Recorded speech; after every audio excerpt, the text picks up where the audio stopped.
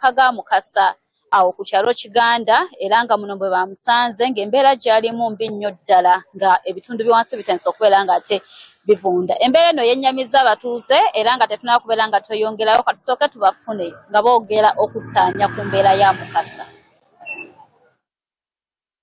Nga toyina nawoolinya nga tosobola na kulaba yali mu nzikiriza ne mulisayo n'ensanga nga yavundavunda nga ne byeyebaseemu byonna byavunda ne mutereeza ne muwambaza ne munaaza ne muwambaza bulungi netandika omuwa ekyokulya kati awo nga nyina okunoonya ekiddako ekintu kuvunda bulijjo tubadde tusinya bunyumya olwaleero nkyerabiddeko.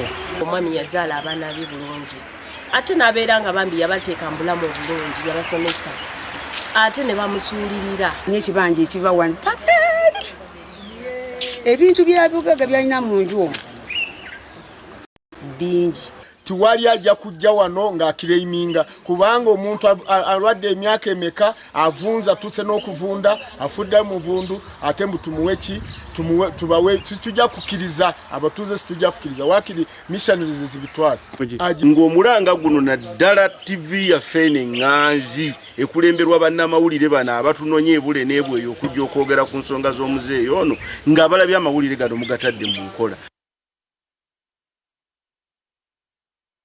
Okusinziira kwakulira abakadde mu ggombolola y'e Malongo Adam Kalanzi agamba nti nno Mukasa ono omusajja muzadde era ng'abaana yazaalira ddala abawala ate nga yasobola okubeera nga ababeererawo mu mbeera y'okubaweerera era nga bangi basobola okufuna ebifo ebirungi abamu badokita baabayinginiya kyokka nga beewuunya lwaki abaana basobodde okubeera nga ate baleka kitaabwe mu nnyumba okubeera nga avundiramu. Ono ategeeza nti nno bano era yawulyako nga bagamba nti nno baagala omusajja ono abeere nga ate afa basobole okuba nga bayigabanya ebyobugagga bye kyokka abatuuze bagamba nti bagenda kubeera nga bakkiriza ne bakoola gavumenti esobola okubeera nga evaayo yeddiza ebyobugagga bya Mukasa nti newabeera afudde mpawo omwana we n'omu oba wa luganda we n'omu asobola kubeera nga ate abitwala nga mu mbeera ey'akazigizigi bamuleseewo. Dalton ne Tracy ebyo ebitonotono ebiri mu bendo lino ery'e Masaka musikize nkomewo gye muli mu Political Command Center.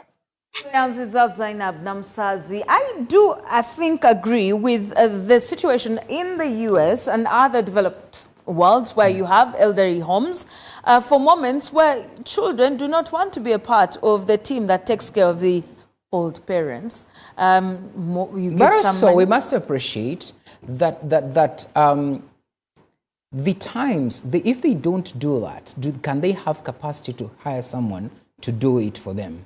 The reality of the world. If they're not professional, yes. They will leave them. Just like you've seen, they will leave them. I totally think we have evolved as Africans.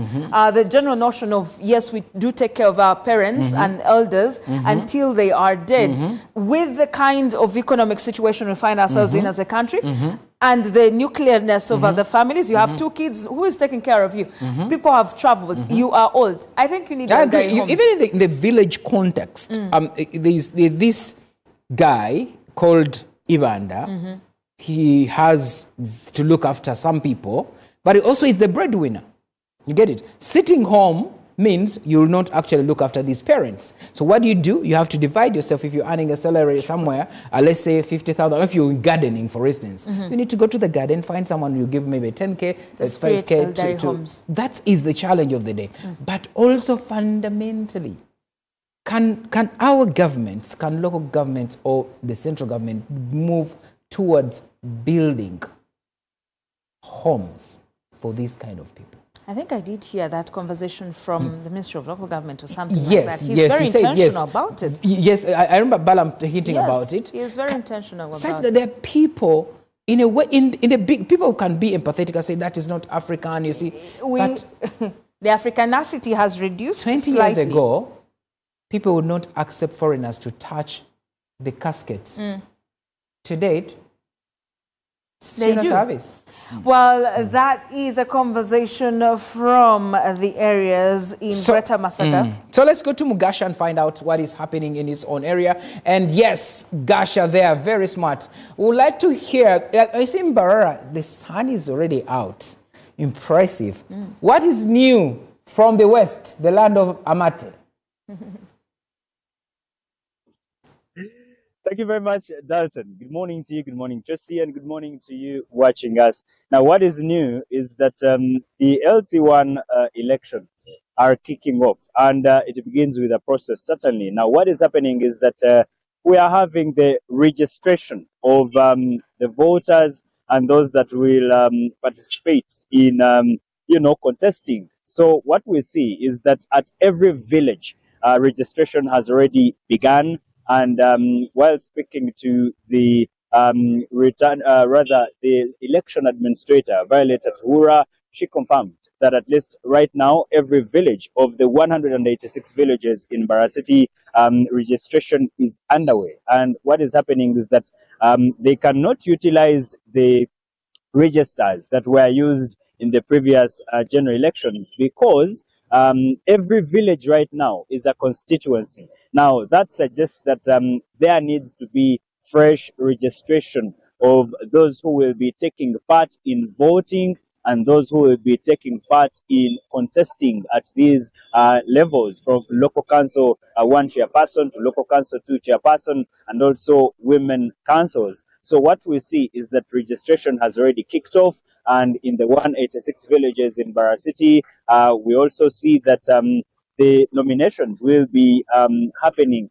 on Thursday. So registration started yesterday, and it will be for the entire week up to Friday 10th. And then right after that, we will see now nominations beginning the other week. So those who want to take part in the election in terms of contesting at these positions will be definitely picking nominations on that very day. So right after that, we'll be having the Women Council elections beginning first around 17th, and then campaigns will begin for the LC1 chairpersons all through up to around 27th, and on the 28th, we'll be having the election of voting or polling day of the local council 1 chairpersons. But the process has to be followed, and those that are contesting also need to follow the procedures. When campaigns are done, there will be definitely no campaigning on the polling day. And what we also know is that voting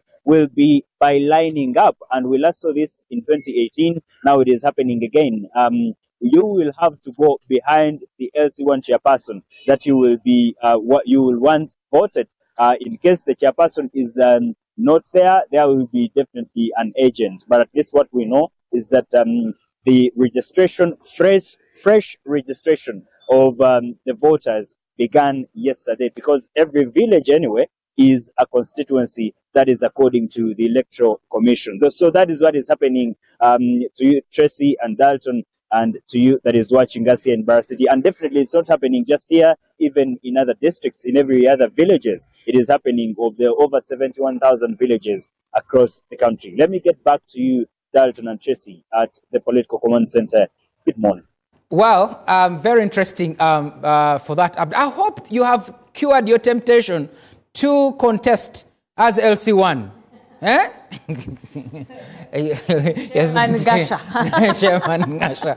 I just imagine. I hope Apostle Gray is not also interested. But I hope also the stamps are there. What time he will be there? He's here at 5:30 a.m. Maybe he leaves, then goes to his hustle. So we don't want absentee chairpersons, by the way. Should always be there. Anyway, let's engage. We celebrate 18 years of NBS, and we are giving it you, the viewers. Thank you so much for always giving us updates, and also always correcting us where you think we should be improving. It's always a process, and you've taken us in a very good process. Revelation Television being the first live field television that we gave it to you during the election. That was 2016, if I remember correctly. 2015 we started out, and really made a mark in 2016. Now, one of the original talents that participated in this is Elijah Turiag Manawe. And I wanted the producer to first play for us the clip of Elijah reporting. Do you remember? I can't stop laughing. At that time, Elijah was on there. Anyway, Elijah Turiag Manawe, good morning, and thanks for joining again to give us an update of what is happening. So, Elijah, what have you been up to, and what is happening where you are? Well, thank you, Dalton. Glory. It's been 3 years since I last did this. But if I remember correctly, 2016 is when I was voted world's favorite person by Australia-based ABC media station, but also written about by New York Times, Nairobi, Kenya, Tanzania, and among other nations globally that featured me on their media stations for my bold reporting, live reporting, hence coming back here and doing the same one more time 3 years later. But from 2016, I joined NBS in 2014 as an intern, and I was taken on because of exuding the talent that I did. Luckily, thanks to Dr. Kin Karisa, but also the production team, yourself, and Chris, who have managed to drag me back here. And I have been up and down. I've been trying to see that we make Uganda a better place or leave it a better place. Currently with Science, Technology and Innovation, the Ministry of Science, and looking at different innovations. I've been adventurous, and I really do appreciate the journey that I've taken via media, thanks to NBS, the brick that they've added. I'm the person that I am because NBS really did contribute to the person that I did become. Specifically, you can do the math from 2014 to right now, but also when I traveled for further academic advancements, and NBS allowed me to work while studying. Those are huge milestones. You don't find a company or an organization that nurtures an individual like that. And you know what it means to be a boy child. I was a bit stubborn. I made different decisions here and there. But besides that, what we're doing this morning is we are looking at quite a number of issues within Kampala, CBD, and we're looking at the construction and the different intricacies therein that have caused the delays and affected business. We know that Kampala contributes. Yes. I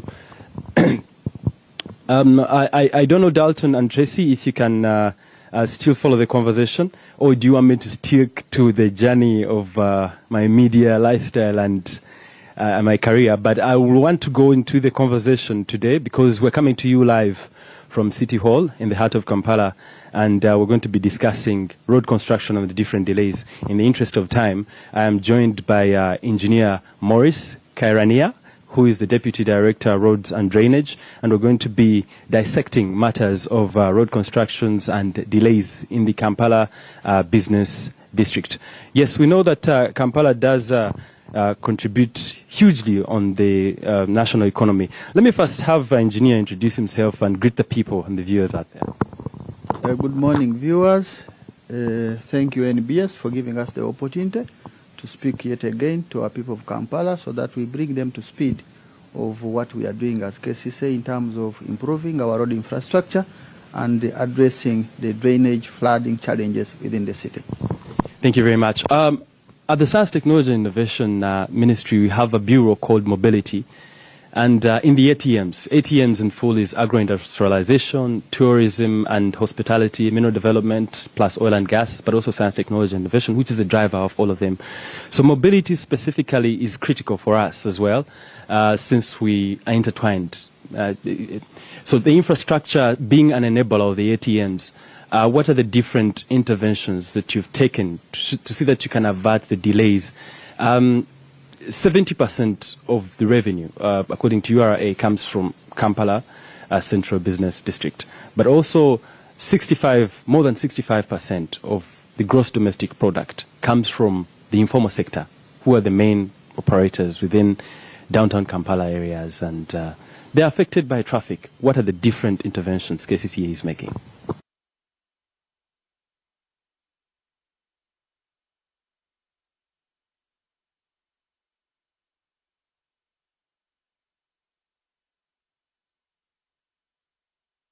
We had about 770 kilometers which were paved, and of those about 420 were in fair to good condition.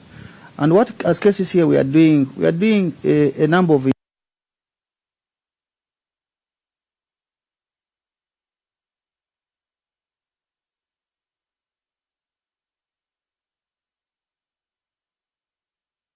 but now Yes, we will be getting back to Elijah Turiag-Manawi as he interviews the official from KCCA about about the plans KCCA has for Kampalans. Remember, just last week, General Muhoozi indicated how he was going to Kampala to ensure that it's back. Let's go back to Elijah and see what is happening. Walkways for the pedestrians. People walk on their roads.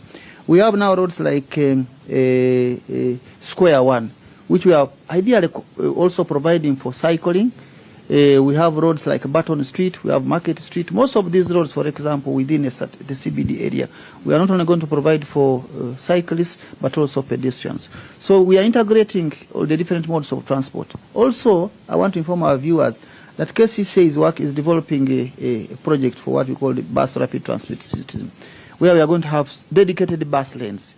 And one of the reasons, for example, we have taken quite some time to do some, what I would call major rehabilitation on the stretch from Kitugum House, say up to Wandegear, is because of this project, which we think we are developing, and tampering with that road probably would be able to disorganize the plans we have for it. But nonetheless, as a city, we say, no, the road looks bad.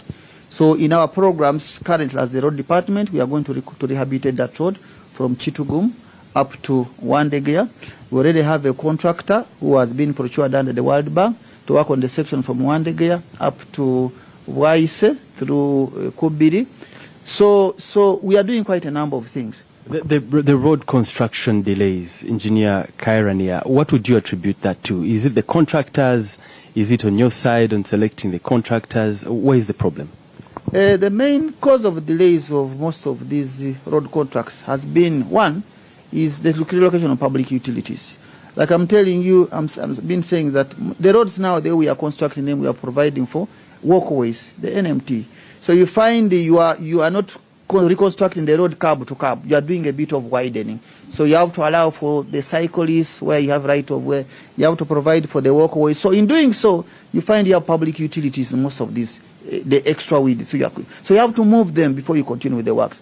And these public utilities are for national water, they are for UEDCL, they are for NITAU, and they are for third-party entities. So you don't touch them. So we have these third-party contractors who sometimes delay for various reasons. So that has been one of the other causes. The other cause has been, Kampala is a very busy, it's a business, I would say, district. Now, to work during the day is very difficult because of traffic. So you find if a contractor tries to work during the day, it will be difficult. Actually, now what we have done to mitigate those delays, that we are encouraging all our contractors, especially in the CBD area, to ensure they work at night. If you went on this Kira Road... Will they be held accountable to the point that we've seen the CDF getting involved and tweeting about the pedagogies of how the contractors should be selected? How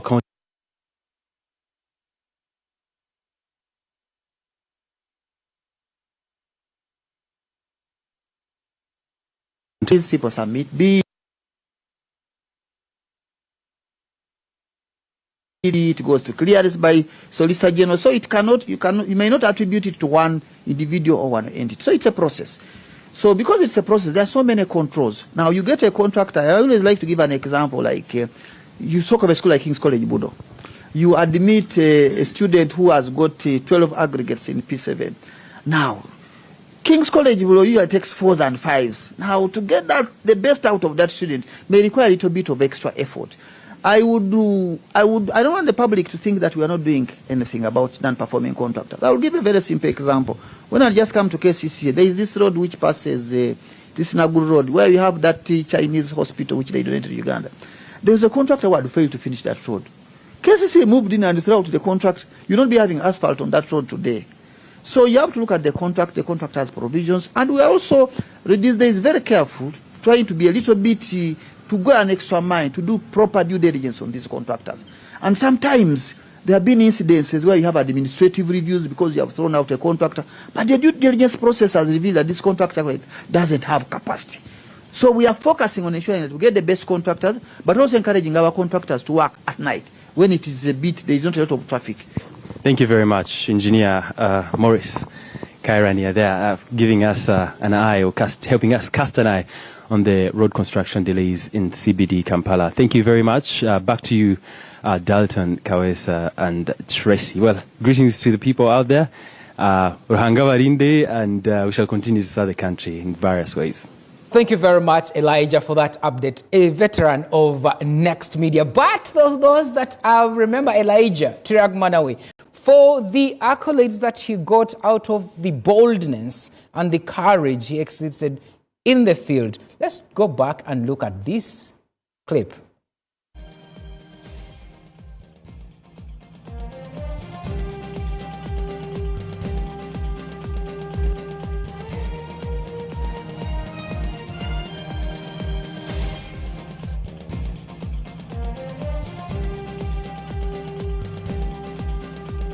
Yes, that is the clip of Elijah. Is reporting in Kasangati, and he is getting under arrest. Continues to boldly report on the events that are surrounding the case of Kizza Besigye. He continues on the police pickup, the patrol. He ascends, having reached Kasangati police station. Very strong, very bold, not ordinary. He is being whisked into the cell, but that's the detail. If you want, you will definitely be going to our YouTube channel. You will get the full clip of really what happened, but that's one of the memories that we have of Elijah Tiragmanawe. And as we build from scratch. You've seen Elijah. Quite some fierce reporting right there, but it is what has made the political command center the political command center because of that kind of reporting and that kind of talent. You don't see it anywhere or everywhere. But we'll put that aside for now. Elijah Tiragmanawe will be with us throughout these particular celebrations. For now, we want to take particular interest into the matters in Parliament with House matters this morning.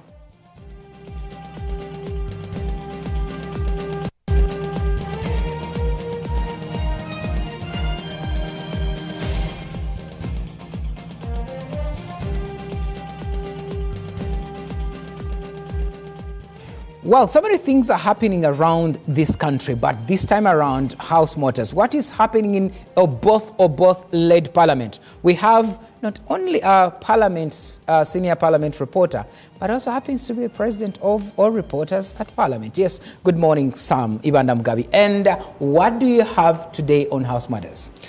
Good morning, Dalton, and good morning, Trace. Of course, good morning to our viewers. Today, Parliament will be resuming its business after almost 3 weeks when they've been engaging in a number of other activities, induction of members of Parliament, induction of ministers. So today they will be resuming Parliament officially.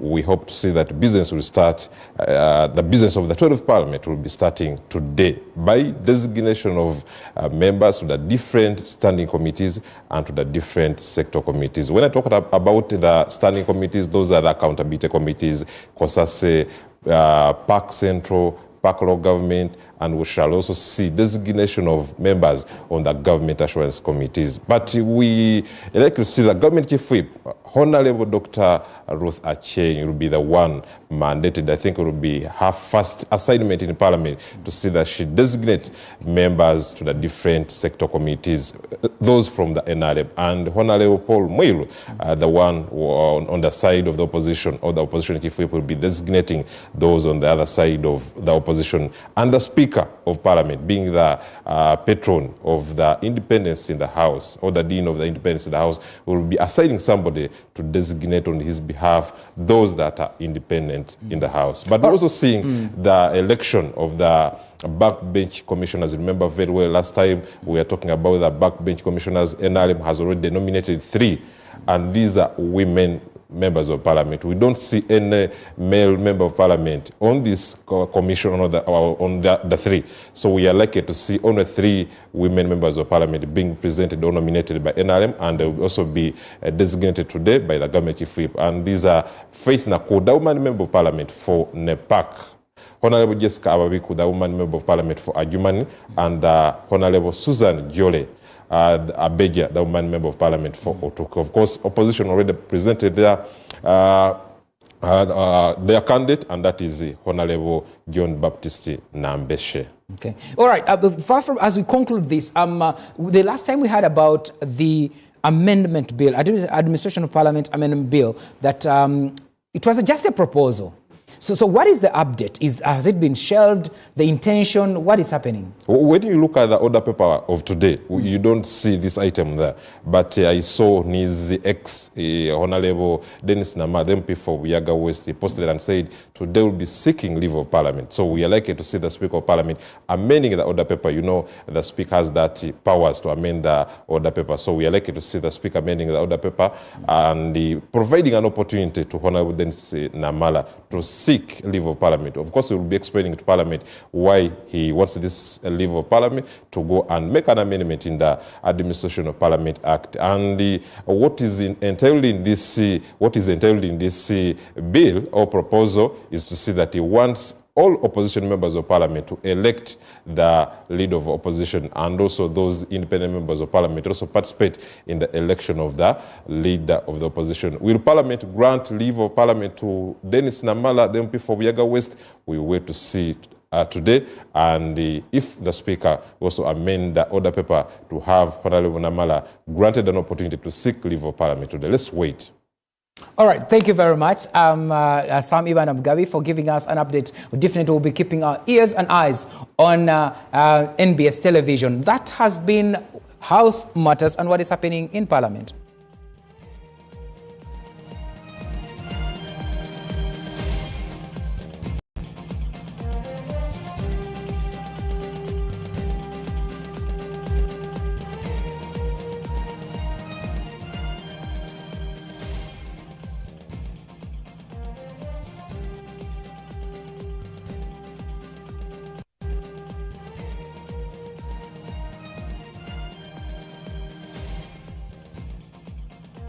Oh, Tracy, interesting conversation. They are a lot of designation that is happening today, but also you particularly want to remember that one of the key conversations that they wanted earlier to have on this particular order paper was also the conversation around the repatriation, the South African question, and all of these things, but perhaps in the near future we'll have that happen. Away from that, it has been quite the morning, but it is time for us to transit into topical discussion, which should be coming up right next. Today, our conversation is on Uganda's industrial push. Now, you know that the ATMs are definitely part of the conversation, and we will be looking at, the question is, are industrial parks delivering inclusive growth? Our conversation today will have guest Dr. Ezra Mhumza, who is the Executive Director at Uganda Manufacturers Association, but we're also joined by Jen Nalunga, who is the Executive Director at Siatini. That conversation comes up right after this break.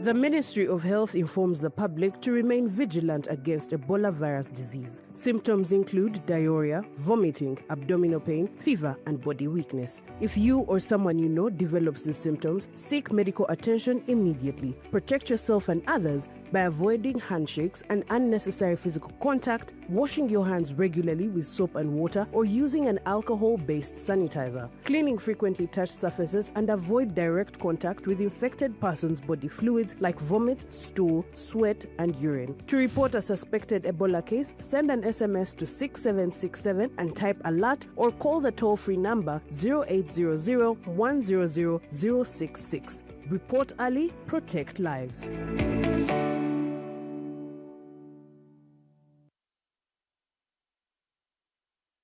The National Mosquito Net Distribution Campaign is back. No one should die of malaria in this era. It is your responsibility to chase malaria from your home. The good news is that the government of Uganda has once again started distribution of mosquito nets under the 5th Universal Coverage Campaign, also known as the Under the Net campaign. Under this exercise, 1 mosquito net will be distributed per 2 people in every household. A village health team member, a community health extension worker, also known as a CHU, and the LC1 chairperson will move house to house to register members of the household in preparation for receiving their mosquito nets. Do not lie back. Ensure that you register all your household members to receive a mosquito net. On the distribution date, move to your distribution point and receive your net. Mosquito nets protect you and your family members from infectious mosquito bites that lead to malaria. Ensure that you receive the net, hang the net, and sleep under the net every night.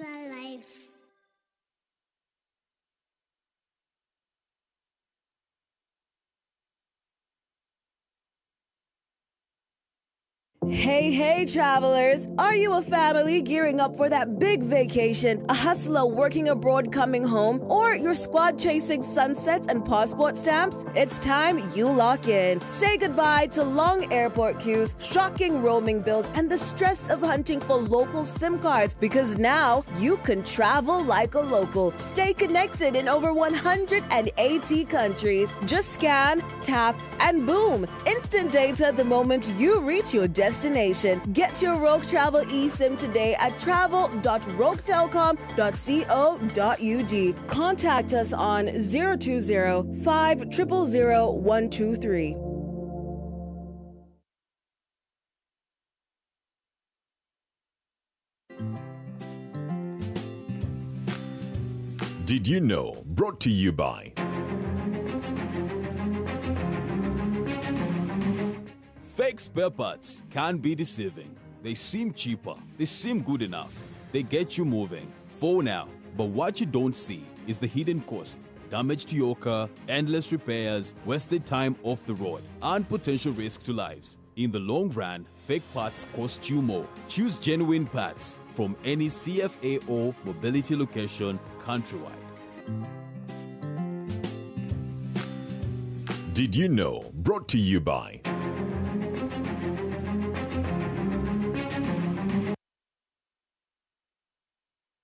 Uganda, are you ready? The biggest football stars on the planet are about to light up your screen.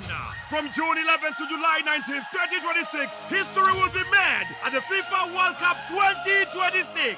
Live from Mexico, Canada, and USA. Watch the world's biggest stars chase glory on football's grandest stage. Will Mbappe shine again? Can Messi defy time one more time? Will Africa finally break the jinx and shock the world? Can Jude Bellingham dominate the midfield, or will Haaland, the goal machine, explode into the world stage?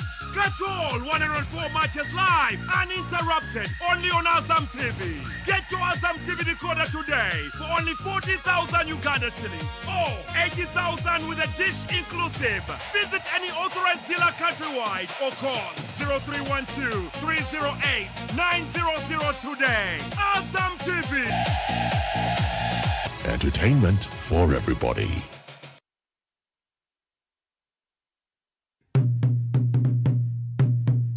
This is not just a run. This is a movement with purpose. Join us on 30th August 2026 at Kololo Ceremonial Grounds for the Cancer Run 2026. Starting at 6 a.m. Also taking place simultaneously in other districts across Uganda for the completion of the One-Stop Cancer Center at Nsambya Hospital. Registration is only 30,000 Ugandan shillings online using Gonza Pay. Gates are available at all Centenary Bank branches, Capital Shoppers outlets, Bread House branches, the Cancer Run office on Zimwa Road, Muyenga, the Rotary Uganda office at Nick Building, and Rotary clubs across the country. The Rotary Cancer Run 2026 is organized in partnership with the Parliament of Uganda, Centenary Bank, Crystal Water, and Next Media Group.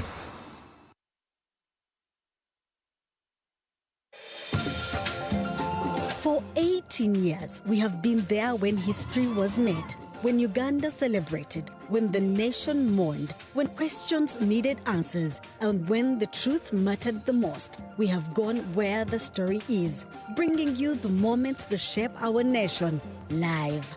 We have listened to every voice, giving every side the opportunity to be heard, balanced. Through every headline, every election, every breakthrough, every challenge, we have remained committed to one promise: to serve Uganda with journalism that informs, connects, and inspires. Because for 18 years, our commitment has never changed.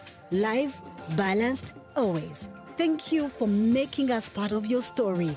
As we celebrate 18 years, we renew our promise to you to keep showing up, to keep asking the hard questions, to keep telling Uganda's story with integrity. NBS Television, 18 years. Live, balanced, always. NBS.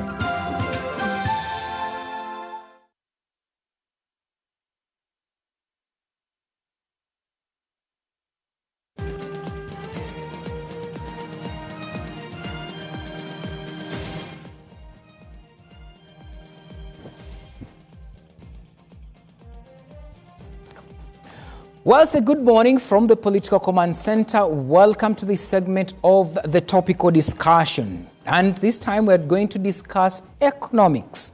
For nearly 2 decades, government has heavily invested into industrial parks as an engine for economic transformation.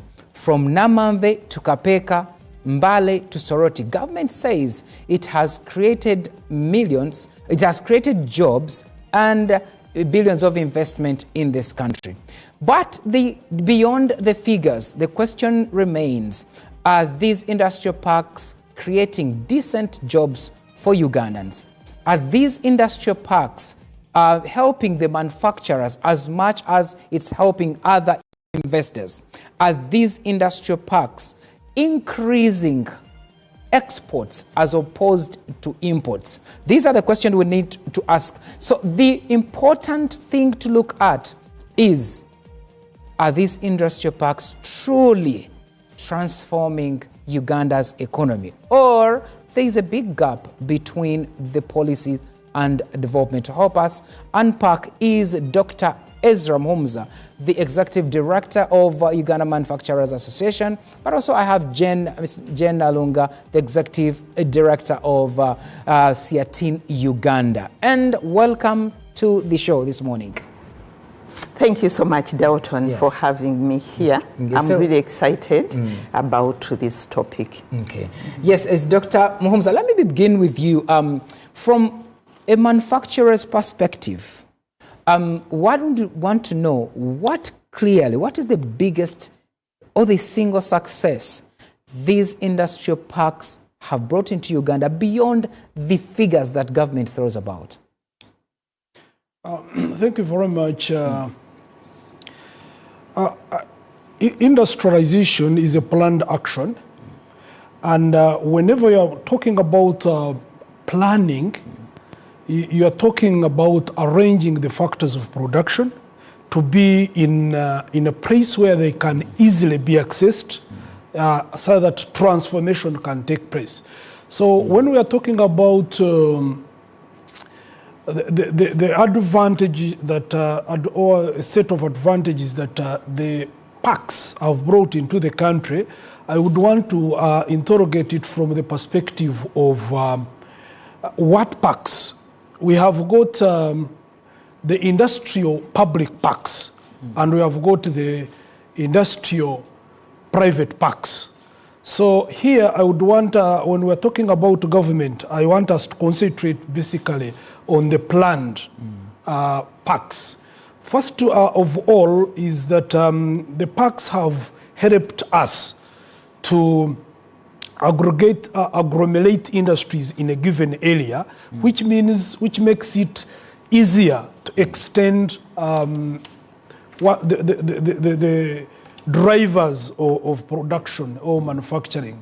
For instance, extension of power becomes easier, which is an advantage, other than a transformer or a station connecting to different districts, because industries are scattered. When we put them in one space, we have seen that, for instance, in Namamve, we have 2 serving stations of power, other than now scattering them. Extension of water, extension of aspects like security. So when you, and again, from the distributor point of view, when industries are together, you do not, you come with a role, you are a distributor in an up-country town, you move from factory 1 to factory, which are adjacent to each other. And then it makes the cost of logistics go down. Then the other issue that planned industrial parks bring is that there is what we call cross-industry linkages. One industry produces raw material for the other one produces output for this one. So that helps. Doctor, that sounds more off the book. Is that what is happening in this park? Yes. When you go to Namave, can you be very particular on these things? Yes. When you go to Namave right now, we have industries for packaging in Namave. We have industries that are producing raw material in Namave. We have industries that are producing products from Namave. So that interdependence is really working. And we want to approach that government, much as the rate at which industries are growing is higher than the rate at which these parks are coming up, but at least we need to approach the little steps taken. The little steps taken is that at least we have got parks that are nationally planned, and they are out there for people to access. However, we have had a challenge with the planning apparatus of these parks. All right, we shall come the back maintenance. To that. Let's bring in Jen here. Do you think, picking you from what Dr. Humza said, do you think these parks have delivered inclusive development, or investment is concentrating on a few? Okay. Thank you so much, Dalton, and thanks so much, Dr. Muhumuza, for starting us off on this very, very important issue of industrialization. But for me, I would like to approach this question from the fact that industrial parks is not an end.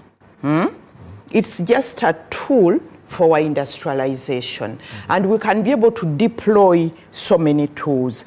But since today, we are looking at industrial parks, we can be able to analyze the industrial parks. But I think we need to bear in mind that industrial parks is not the destination, that we have so many parks, we are doing this.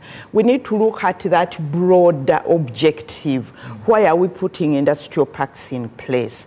It's for us to be able to increase production and productivity, like what you said, Dalton, create decent jobs for our young people. I understand we churn out almost 700,000 young people every day. Where are they going to do? It's about earning foreign exchange. That's why we are indebted today. Because of the trade deficit, we are exporting raw materials, we are importing finished products. So we need to be able to look at what do we want to achieve when we look at the industrialization agenda, and be able to craft a model, because the industrial parks, it's a model of industrialization. And Dalton, we can't say whether it's delivering, it is, but it's an ongoing process. And I know WUMA is always assessing, monitoring what needs to be done. And I think that's what Dr. Ezra was going to say about what are the challenges and how they can be addressed. But for me, I think there is a lot which has been done in the industrial parks to be able to grow our economy, to provide employment. But we look at how we can be able to make these things better. Because, for example, when you look at the industrial parks, there is a way they are almost, I think we need to make them better integrated beyond, Dr. Ezra, what you have said, beyond the inter-company, inter-industry, that there is packaging inside the industrial park, and that packaging industry is providing the input for another company, another industry. We need to ensure that there are linkages within the community. For example, if there is an industrial park in Mbale, and Mbale is that whole region, they grow cassava, the Teso region grow a lot of cassava. How do we make sure that that production of cassava is factored into in the industrial park, in that industrial park, that we are adding value to our cassava, starch, ethanol, maybe there is also pharmaceutical. So those backward and forward linkages, because at the end of that day, what we want from industrialization is to grow the economy. But that growth has to be inclusive, not just to say we are exporting so much, we are producing so much, we have so many industrial parks. How are we creating employment? How are we increasing production and productivity? Those are the backward linkages. So that even the people themselves, the people in Teso, the people in that Mbale hinterland, they are part and parcel of that industrial Thank you very, very good perspective there. And from Jen. Ezra, Jen seems to suggest that when you look at the model, we need to further deepen and understand whether it is working for us or not. If it's not working, then we need to expand it. And very importantly also, she mentioned how does the community get involved and benefit from this industrial park. And to your question, is this model, because it's one of the industrialization model, how is it working? How is it helping the community? I think here we need to address it from the point of view of the stakeholder centers in the industrialization agenda, which brings us to what is the master plan saying? The integrated industrial master plan, and where is it seated in this country? So the point is that we are talking of the National Development Plan, but we have not seen good translation of such a strategic plan into various sector plans that now would be able to address some of these things in detail. From a National Development Plan, we expected to see a human capital development plan. We expect to see an industrialization plan.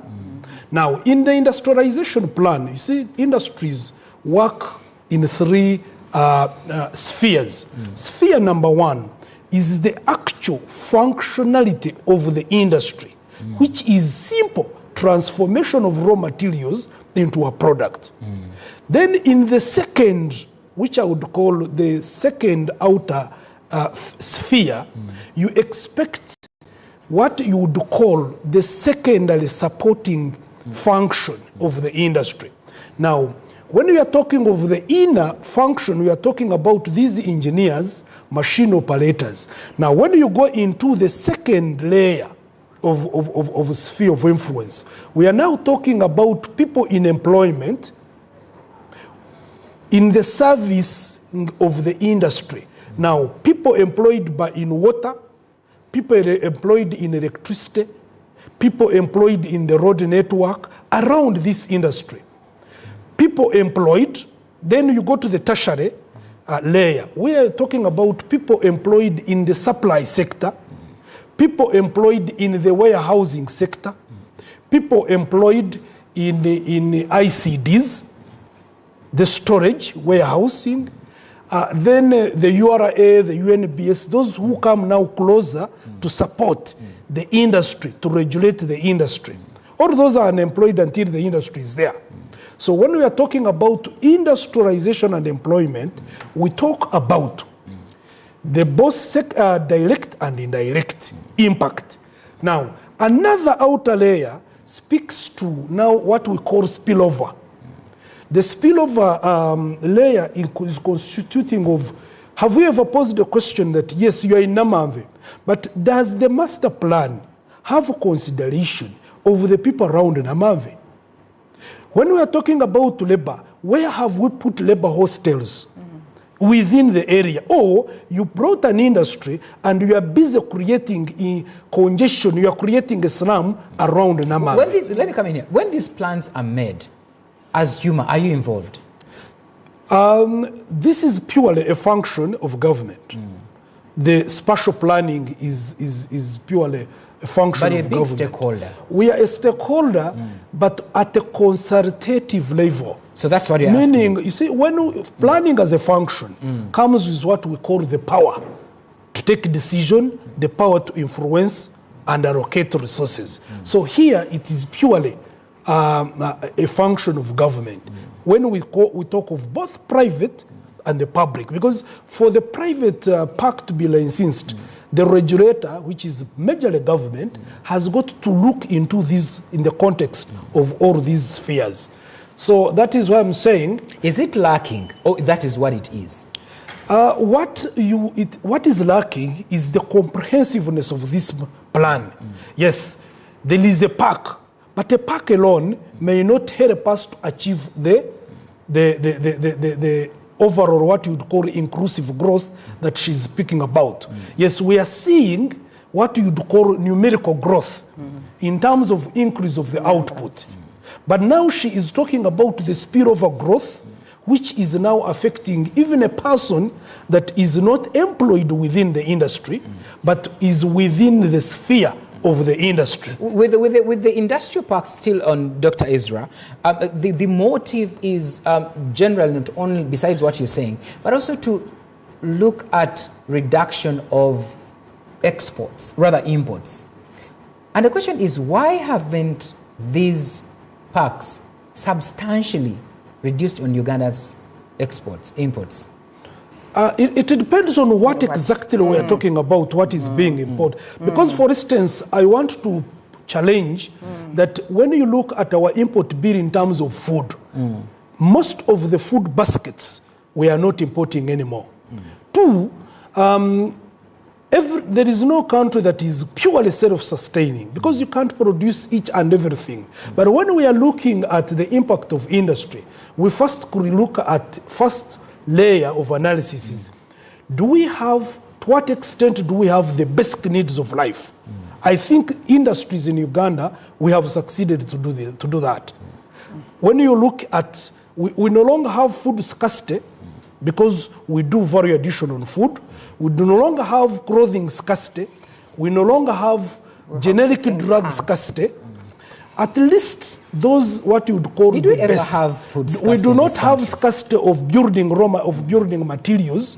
So all these things, we seem to take them for granted, but in actual sense, industrialization has made a big stride in terms of providing for essentials of life and what you would call raw materials that support other industries. Now, what is still missing is, in this country, we are just starting, it is I think around 5 years, that we are starting to produce, to build what you'd call high-tech industries. High-tech industries are purely built on technology. And as a developing country, our technology needs have not been accurate. We still have inadequacies. So we still see an importation bill that is associated with high-tech products.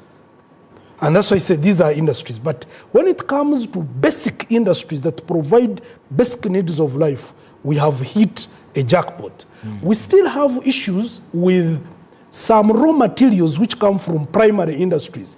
Because primary industries require a lot of investment, and if in the last 20 to 30 years of rejuvenating industrialization, we have not been able to have a lot of money. For instance, we still import petrochemical raw materials because we didn't have a refinery. Now that we are building a refinery in this country, 10 years from now, if I came back here, I would be able to say, we no longer import petrochemical raw materials. I want to pick Jen. Dr. Ezra says on the basic needs, we have hit a jackpot. Do you agree with it? And I've never heard in this country the history that we have ever lacked food as a country.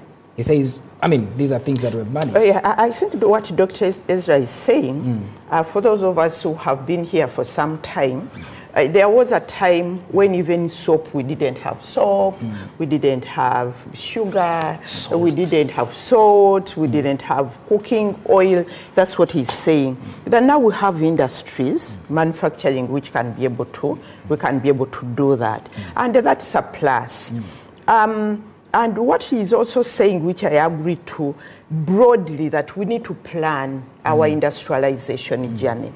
Because you see, Dalton, industrialization is like development. You need to plan, and this is what Dr. Ezra is saying. And I think we need much more of these conversations, but also as government to sit with stakeholders to look at our industrialization journey. Industrialization is a journey, and we don't work in a vacuum, because also we need to remember that our countries, we countries which were colonized, were wired to produce raw materials. Even all the policies were supposed to take raw materials to Europe. 50 years, we can't be complaining about that. You know, I'm not complaining, but Dalton, you need to know where you are coming from, to know where you want to go. Because you, that's old when is Uganda now, you know, we can't be going back to every other time. Dalton, let me tell you, in terms of development, 60 years is not a long time in terms of development. And what I'm saying, you can't wish away what happened. Let me tell you, for example, today in You're Europe, sounding politically correct. In Europe, there is what they call tariff escalation. Tariff escalation means that when you take a raw coffee bean, it's zero tariff. When you take cocoa bean, zero tariff. Just add on a little value, the taxes go up.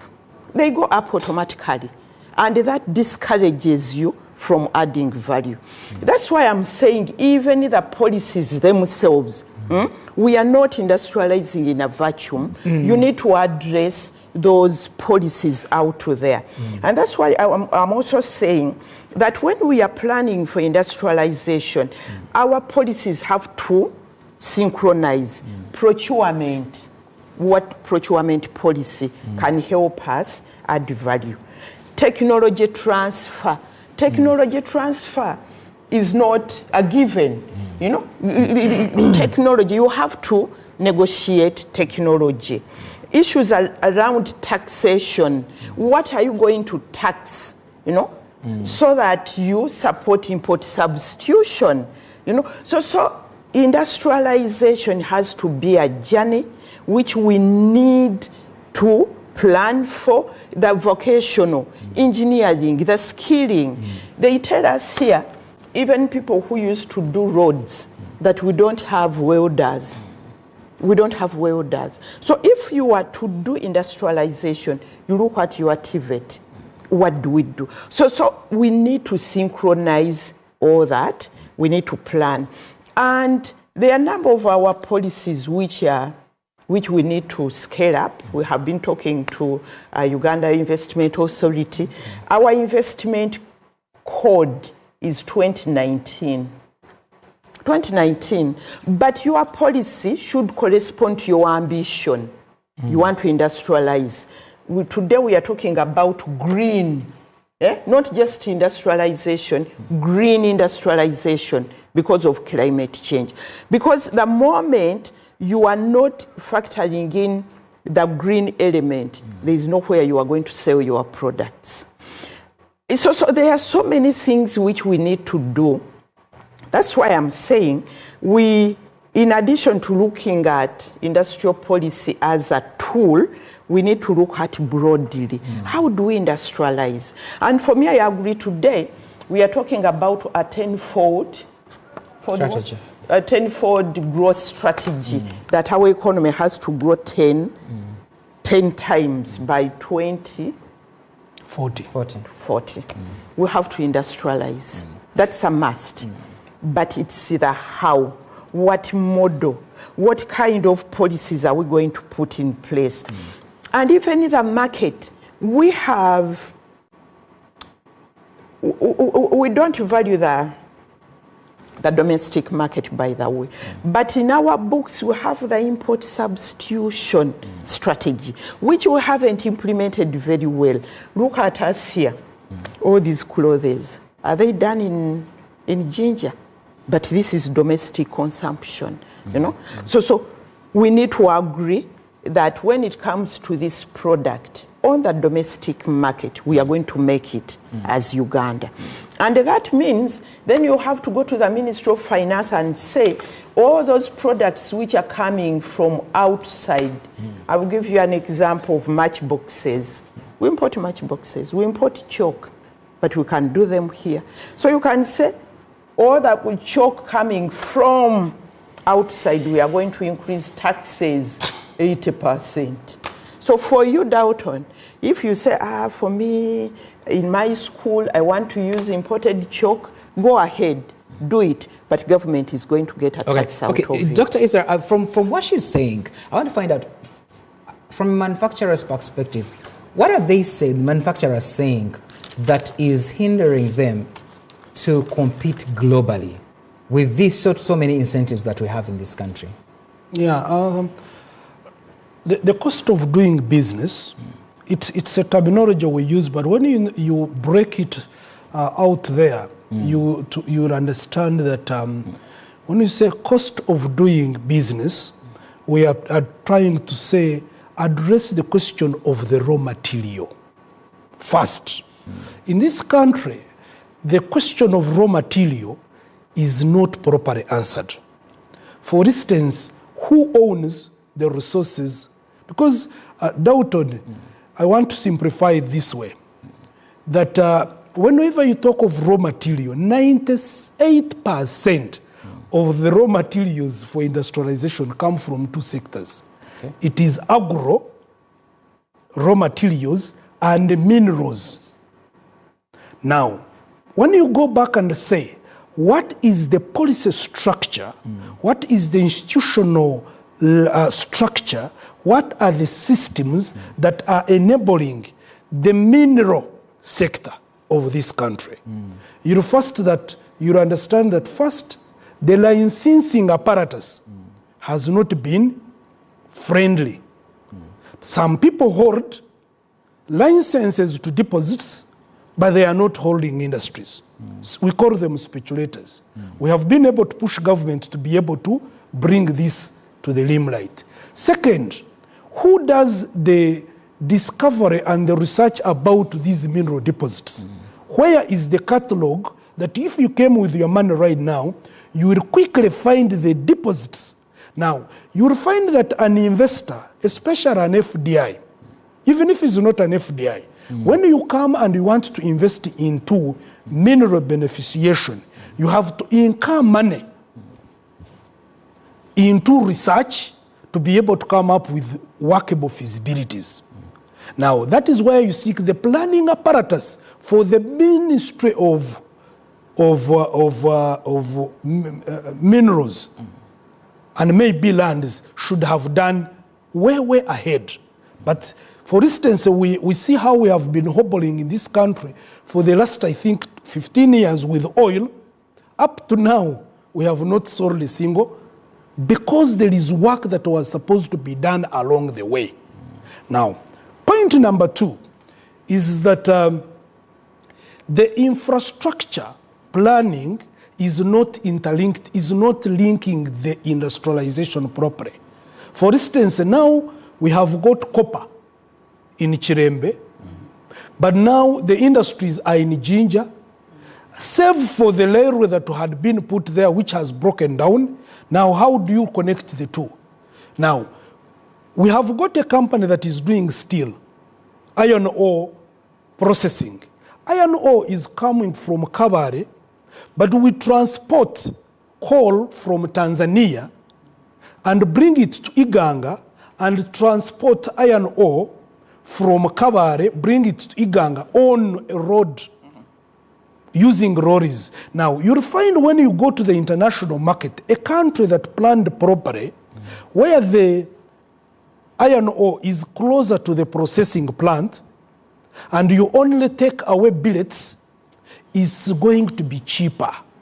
So our planning seems to be sector-based other than integrated. Well, thank you very much, Dr. Ezra. As we take this break, the biggest bait on Uganda industrialization has been the industrial park. And the question is, as you've heard from this discussion, the planning, is it all inclusive? Besides that, who talks about the consumer rights? How about environment protection? My name is Dalton Kawesa. Let's take a break. When we return, we shall delve into such matters.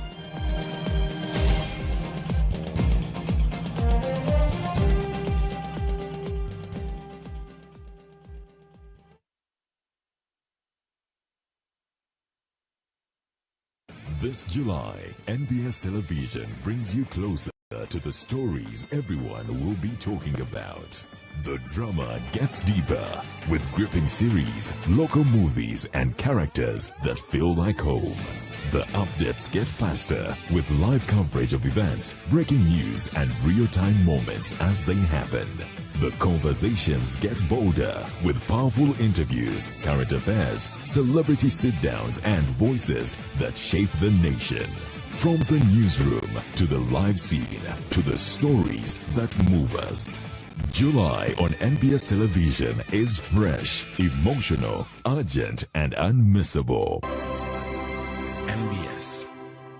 Always. This week on NBS Sport. This week, we take you to one of the biggest motorsport events on Uganda's calendar, the Pearl of Africa Uganda Rally Championship. These are the normal routes. These are challenging. That's why we call it racing. It's man against machine. From breathtaking speed to demanding stages and passionate fans, the Pearl Rally once again brought together the best drivers from Uganda and across the region in a battle for victory and championship points.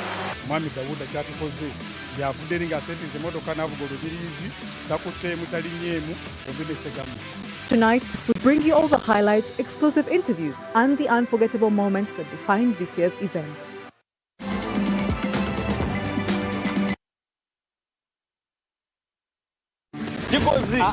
The problem is the foundation. You know the kind of cement I'm using in this foundation? I guarantee you even my grandchildren will come and find this house. You buy your buy today and get the job done. Strong, reliable, available at hardware shops countrywide. We understand that everyone yearns for a clean, tidy, and convenient working environment. That's why 7-Star Cleaning Services, we strive to provide highly customizable cleaning solutions using environmentally friendly chemicals, state-of-the-art equipment, and well-trained workforce for our clients. Visit our head office, Plot 4691, Ntinda Chisasi Road. Contact us on our official lines 0393-243-503 or visit our social media platforms. 7-Star Cleaning Services, a remarkable difference. abakozi bakyayambala ebintu ebyo bisambala bannannyini makolero si kampuni abakozi mu bafunira uniforms eziri ku mulembe okuva mu Jude Color Solutions banyirire bafulume mu material ne design ebiriko ate nga kuliko n'akabonero ka kampuni yo olwo business babantu maaso bagimanye tosubwa campaign eno omulamu akugamba nti stand out mu uniform yo ne Jude Color Solutions bali ku Prime Complex ku Johnson Street shop number C24 esimu noti 7772 anamu5 kyennamwemu 29 wamune ku www.judecolorsolutions.com.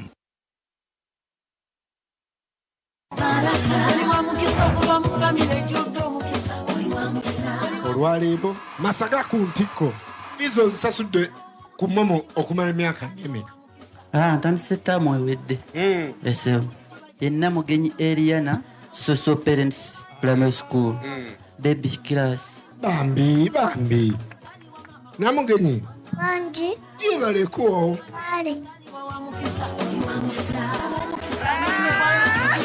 There you go. *165 *80 hash is all you need. Go Ndagiro, and you could be one of our winners this second term. And for those of you who pay school fees at those schools that don't use Momo, hey, mubatabukire mubagambe leta momo wano, because you stand a chance to win a van for the school. This is the power of Momo.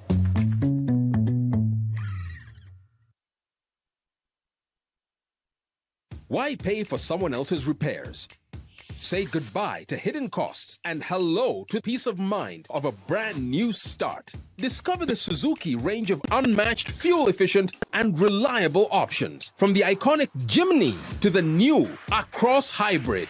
Find the perfect blend of style and world-class efficiency. Upgrade today and enjoy 1 year of free fuel and comprehensive insurance, plus 2 years of free service and a 3-year warranty. Trade in your current car or choose financing to start driving as you pay installments. Don't wait. Visit the Suzuki showroom today or call 0800 211 033 to get started.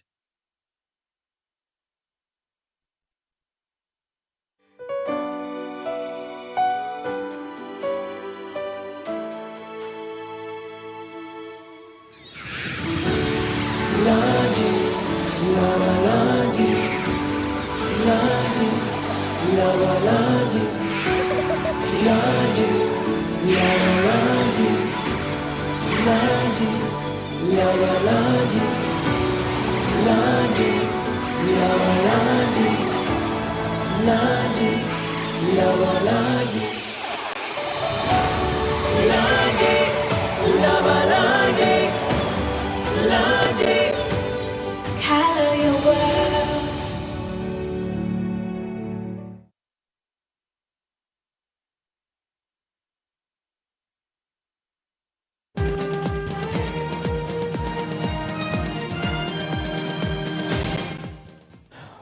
Welcome back. It's a pleasure still watching The Morning Breeze. It's a topical discussion. My name is Dalton Kawesa, and we're trying to analyze Uganda's road to industrialization, the 10-fold development strategy.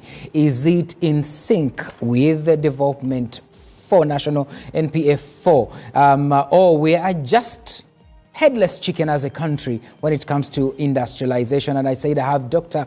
Ezra Humuza and also have Jen Nalunga to try to unpack for us what is happening. Yes, Jen, before we went for a break, Dr. Ezra has hinted on the plan and what is lacking thereof. The question is, manufacturing contributes to the country's GDP. Yet we continue to see that the everyday products in this country are being imported. Why haven't industrial parks significantly reduced Uganda's import bill? You see, there are so many ways why, so many reasons why an import bill is higher. And you know, sometimes when you are embarking on the journey, on the industrialization journey, your import bill goes up. So it depends on what you are bringing in. Because if you are manufacturing, industrializing, you need heavy machinery. Already the industrial bill, the import bill is going up. So we shouldn't also look at so much why our import bill is going up. Although it's important to have an eye on our trade deficit. Okay. What are we exporting? What are we importing? And I think today the biggest challenge, when you look at our exports, most of our exports to international markets are raw materials. In fact, it's gold, coffee, then we add on tea, all those things, you know, which we need to change. But when you look at our regional... It's actually laughable. Yeah. That's the biggest, it's gold. It's gold, it's not laughable. There are also things which we can discuss around that. But when you look at our regional trade, by the way, what we are taking to Goma, DRC, what we are trading to South Sudan, there is value added there, the plastics, you know. So we need to look at that and be able to plan, have a plan. But we are not headless chicken, by the way, Dalton. That is not true. There is a plan, but we need to plan more, to be able to look at the global. I was just wondering out loud. Oh, you were okay. Yeah. But you know, industrialization, as I said, is a journey, and we are not working in a vacuum. We need to plan. You take examples of Singapore. Singapore, they started somewhere, they are somewhere. So it's a journey which we need to plan for. Dr. Ezra talked about minerals, and I want to talk about minerals because ATMS, our ATMS, those are our points for our issues where we want to grow the economy. Agro-industrialization, minerals, science and technology, tourism. So minerals are really, really important. And today, we as Africa, not as Uganda, as Africa, we stand at a very promising moment. Because when we talk about AI, it's about all these minerals, the lithium, the cobalt, and all that. Technology today is driven by the minerals which we have. But as Uganda, it's impossible to say we are going to add value to our minerals. That's where regional integration comes in. So we need to look at our regional integration in terms of creating value chains, you know, because we can't, in fact, the Africa Union has put in place the Africa Mining Vision, how we can be able to beneficiate our minerals. But we need to remember that developed countries like Europe, America, they want the raw materials, our minerals. The lithium, they want it. And that's why when we are talking about these economic issues, we need to have a broader perspective, what's happening globally. For example, US and Europe, they have built a railway line called the Lobito. Lobito railway line. From Lobito in Angola, it comes to Zambia, it comes to DRC. Just picking minerals, taking them out. China China is refurbishing their it's called the Tazara railway line. Tanzania, Zambia, also picking minerals. So as a country, we need to start talking about regionally, Africa-wise, how do we position ourselves? So for my brother, Dr. Ezra, when you are talking about, because you are the people, for us, we are civil society, we don't do business. You are the people who do business. It's no longer viable to start talking about Uganda alone, you know. Talk about the ESC, the East African Business Council. Talk about at the Africa level, there is also that private sector association which brings you together, so that we can be able to stand as a region, as a continent. For me, I'm really very passionate about regional value chains. If we are to go into vaccine manufacturing, for example, you can't do vaccine alone as a country, as Uganda, because even an investor you are going to attract, we look at just the Uganda market, no. But if you bring an investor and you are talking regionally, how many people are we in the region? In the East Africa, we are now eight countries. So we need to think bigger. Even when it comes to industrialization, we need regional value chain. We need to think bigger. And that will also help when it comes also to peace and security. Because if you know you have an industry in DRC sourcing materials, raw materials from all over, you know, you are mindful of DRS being peaceful. All right. Dr. Ezra, she's talking about the bigger market, but also what is coming is the smaller markets, let's say Uganda as a market, the consumers in this country. It's not something that has been fully exploited. And my question is, How do these industrial parks and maybe the industry they're in ensure that they satisfy the consumption without even first looking out? Yeah, thank you. You see, there are two approaches of engaging at regional level. The two approaches are that you can decide as a country to have a few large industries that will produce in great numbers, and you circulate you go out there and export. Then the other approach is have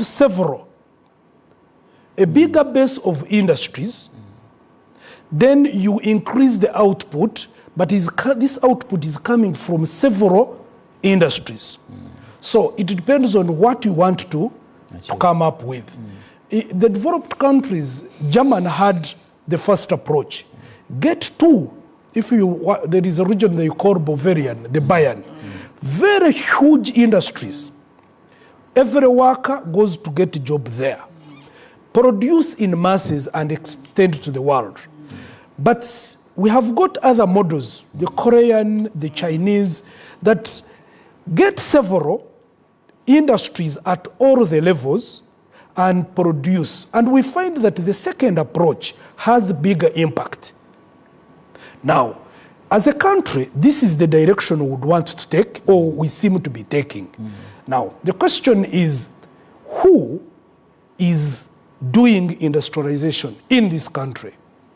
If I take you through the potential of the different agents that would be in industrialization, you really understand that first, because of our planning that is not well comprehensive, we have stakeholders we have left out. Currently, industrialization is being done by two agents. One is the FDI, the foreign direct investors.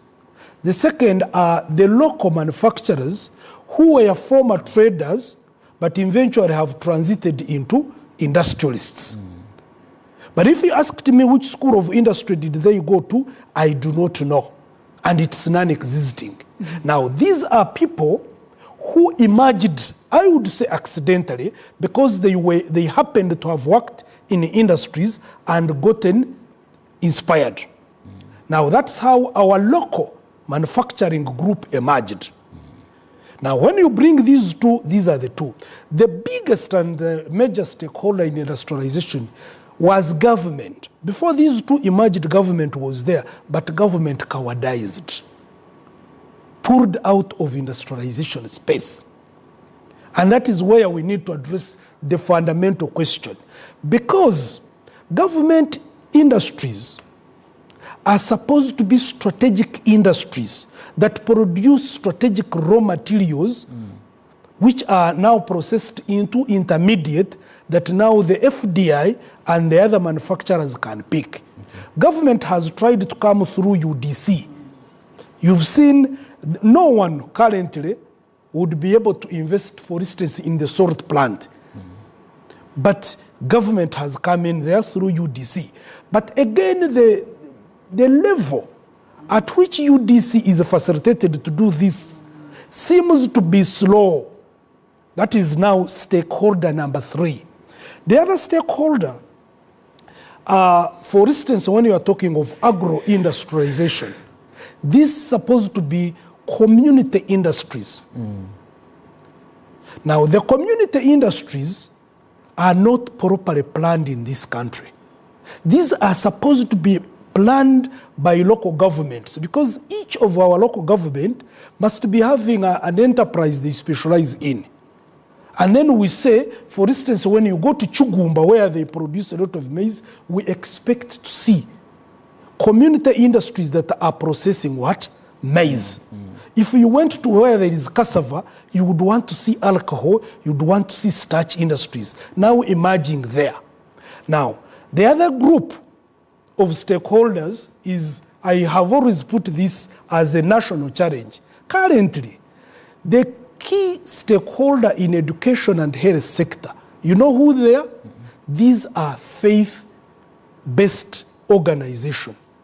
The Catholic Church, the Anglican Church, the Muslim They are the ones leading in in extension of education and health. Hospitals they own, schools they own. And we are saying, what is wrong? These people have land. They have people they can command and say, grow this. We are trying to say, if the master plan was comprehensive enough, why wouldn't we engage these and they start industries? That's a stakeholder that has been sleeping and we think should come on board. We are talking again, the circles. I have always said this point. Channel the so-called circles into production groups. You'll get starting of cottage industries, you get to these community industries. Then the other sector are these people, the innovators. These innovators out there, they have a lot of brilliance and they have got a lot of innovations. We need to create what we call agglomerations, where you get one factory shed, you put in a lot. The way we see the arcades in town, one shop has several stores within one shop. So get one factory, plan it, and it can accommodate 1,000 innovators. So all these are supposed to be agents in the industrialization space. But currently, only 2 are active. All right. Thank you very much, Dr. Ezra. We are running out. We've run out of time, actually. I want to finalize this. Jane, if you were to advise government today, as we run out, what specific reforms would you want it to undertake? If I would advise government, I think it would be important for government to create a space for us to bring together all the stakeholders. And Dr. Ezra has enumerated all the stakeholders. We sit and we chart our industrialization agenda. And maybe what I want to commend government also is the way they have innovated. I was in Ichitusa. When you look at the coffee value chain, they have the coffee oil, the coffee scrubs, the coffee lotions, and we need to scale these up. But at the end of that day, we need a planned journey. Today, the journey, we know we have to walk this journey, but we need a planned journey.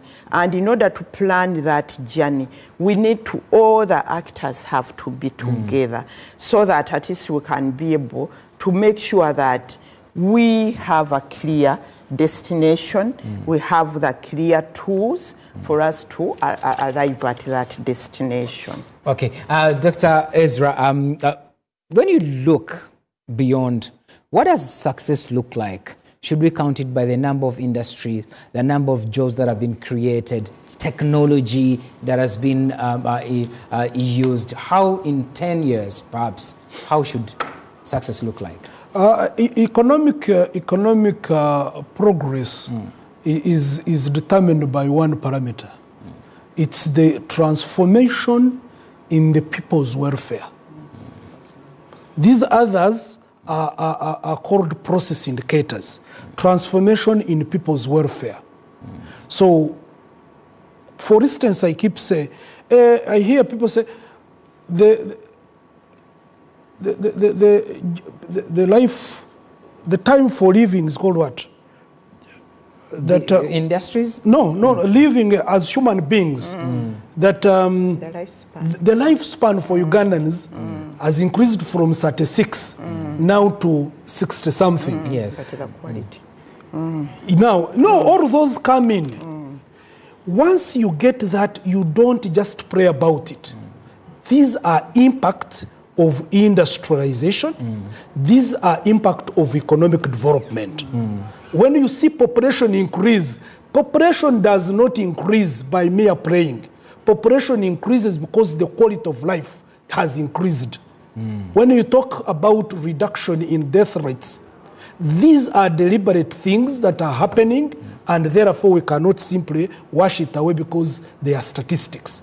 My last shot would be that industrialization should be looked at uniquely when it comes to the national development agenda. Uniquely, why?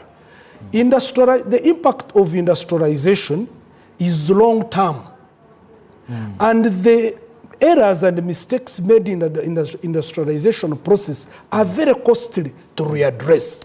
So, from the planning point of view, we need to up our game and have what we call industrialization master plan that looks at how other sectors coordinate to benefit from industrialization, coordinate to contribute to industrialization. Because if you look at ATMs, there is no way we can achieve any of the ATMs because, as I said, agro-industrialization, mineral and ICT, all these are industrialization. So we need to increase the planning apparatus and improve on the budget allocation for this sector. Thank you so much. The most important conversation is we should have money in the pockets of Ugandans. And if you have relatives in Kenya, Tanzania, South Africa, or Rwanda, you want to send them some money, use SendWave. SendWave will ensure that they cash out immediately. Just download that app, SendWave, on your phone, then you'll be able to transact business. Send those to them. Industrial parks, now to the conversation, remain one of the most biggest bets for industrialization and economic transformation of this country. They have promised jobs, industries, cash flows. Yet, in this conversation we've heard that it's more important about the livelihood of these people. Thank you very much, Dr. Ezra Muhumuza. Thank you very much, Jen Nalunga, for sparing time to share again on the policies and where we need to be going. Very, very, very important, ladies and gentlemen. Yes, we'll be going at an appropriate time to Unok. Then let's go to Unok, where Samson Kasumba is, to give us what is happening. Samson Kasumba, please take it away. Thank you, Doubton.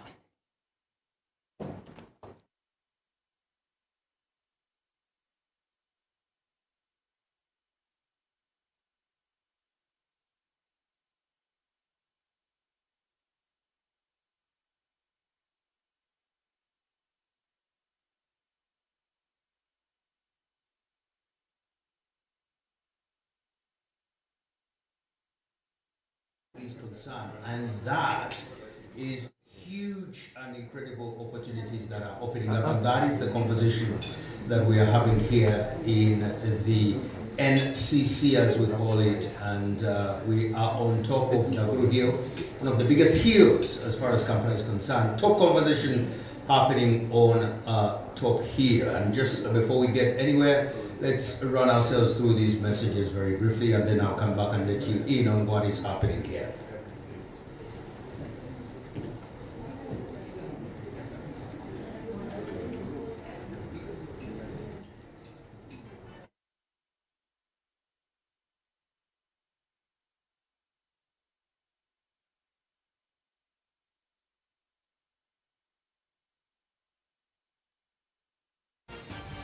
NBS happening now.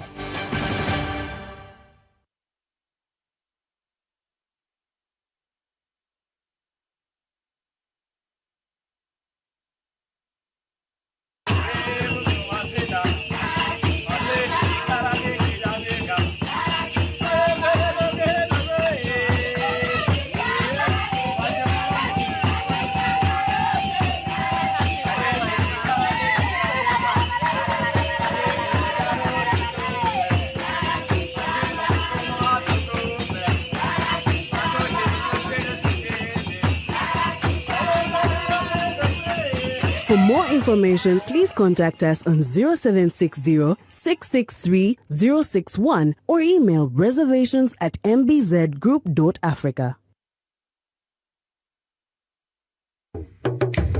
Eno y'ensibuko y'obulungi bw'ennyaffe Uganda.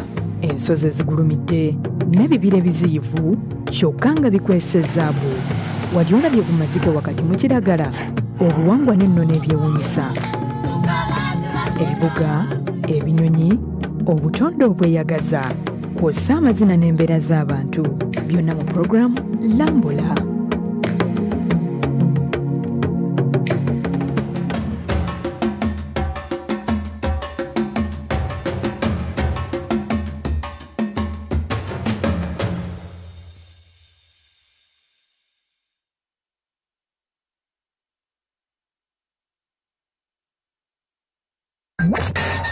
The world is going digital and creativity is no longer just a passion, it's a pathway. Next Creator is building dignified job opportunities for young people by turning creativity into real careers. It's about more than just content. It's about learning digital skills that lead to sustainable income, branding yourself with confidence, understanding influence and the digital economy. Next Creator equips young creators with the tools they need to grow, adapt and thrive in a fast-changing world. If you want to turn your ideas into opportunities, if you want to make creativity work for you, this is where you start. Next Creator, your skills, your future, your opportunity.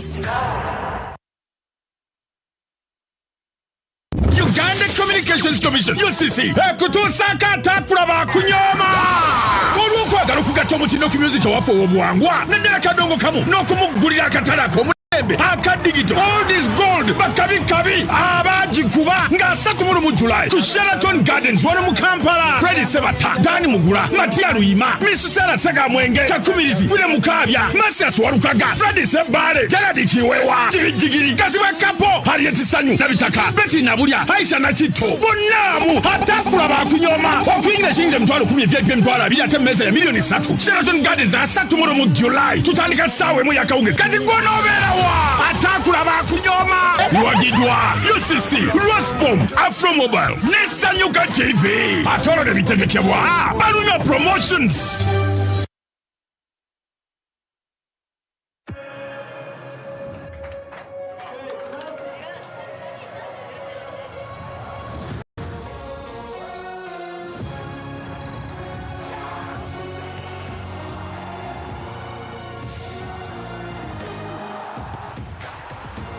From 11 June to 19 July, everything can wait. The FIFA World Cup 2026. Catch all 104 matches on 4 dedicated channels, live on SuperSport, only on GoTV.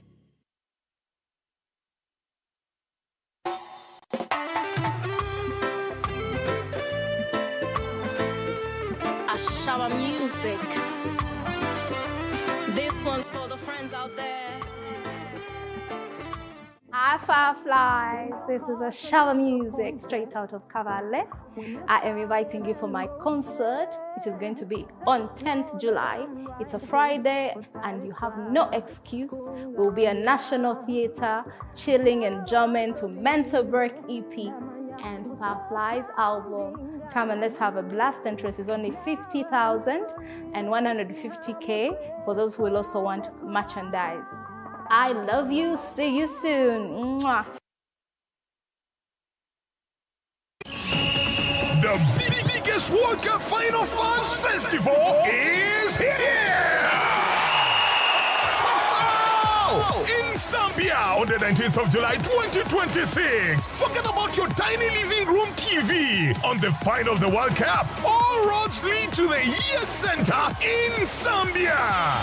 Yes, will it be Brazil, Argentina, France, or Morocco? Catch all the drama on giant screens with Uganda's top artists, lethal DJs, and non-stop food and drinks. Tickets are selling fast. One match, one nation. Get your ticket now by dialing *165*20# and follow the prompts or go to Momo Ticketing. So on Sunday 19th of July, come to the Yes Center in Zambia to enjoy the World Cup Final Fans Festival. Organized by JAK Sports and Pacific Events in partnership with NBS happening now.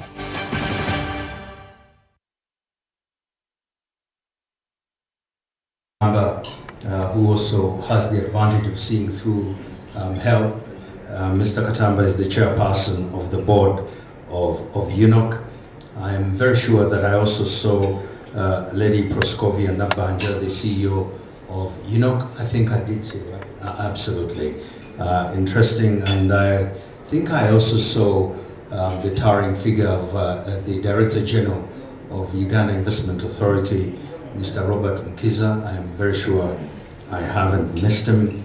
The chairperson of URHC board, my childhood brother, Mr. Dr. Ivan Lee. Dr. Ivan Lee and myself go back, I think, quite several decades.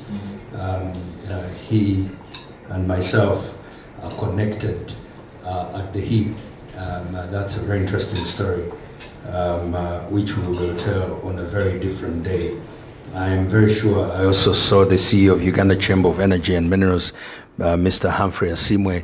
I think I also saw him somewhere, if I'm not mistaken. If I didn't, then somebody else did. I will be making a few more recognitions as we do get along.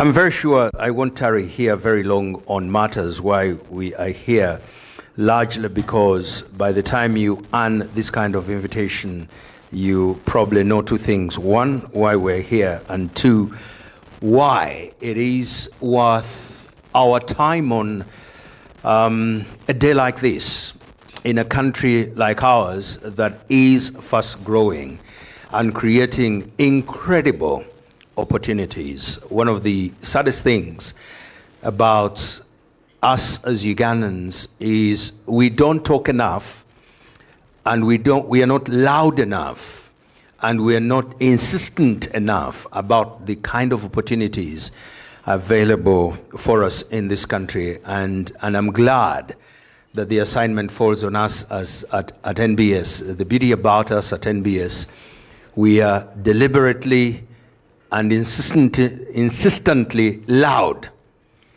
about things that matter. It does not matter who hounds us, who detracts us. Once we believe something is important, we talk about it and we make it an important conversation. And that's why this launch of the Kabalega Industrial Park falls here. I'll give you an interesting experience. A few years ago, must have been, I think, around 2018 or 2019, talking about talking enough, I was invited to go and MC a wedding of Afro-Asian Ugandans, and it was a destination wedding in Antalya, Turkey. I'm not so sure, other than that, I would have found myself in Antalya, Turkey, at least not in the place where I happened to have been. The incredible thing about what I found is I think I was one of 3 black people at that wedding.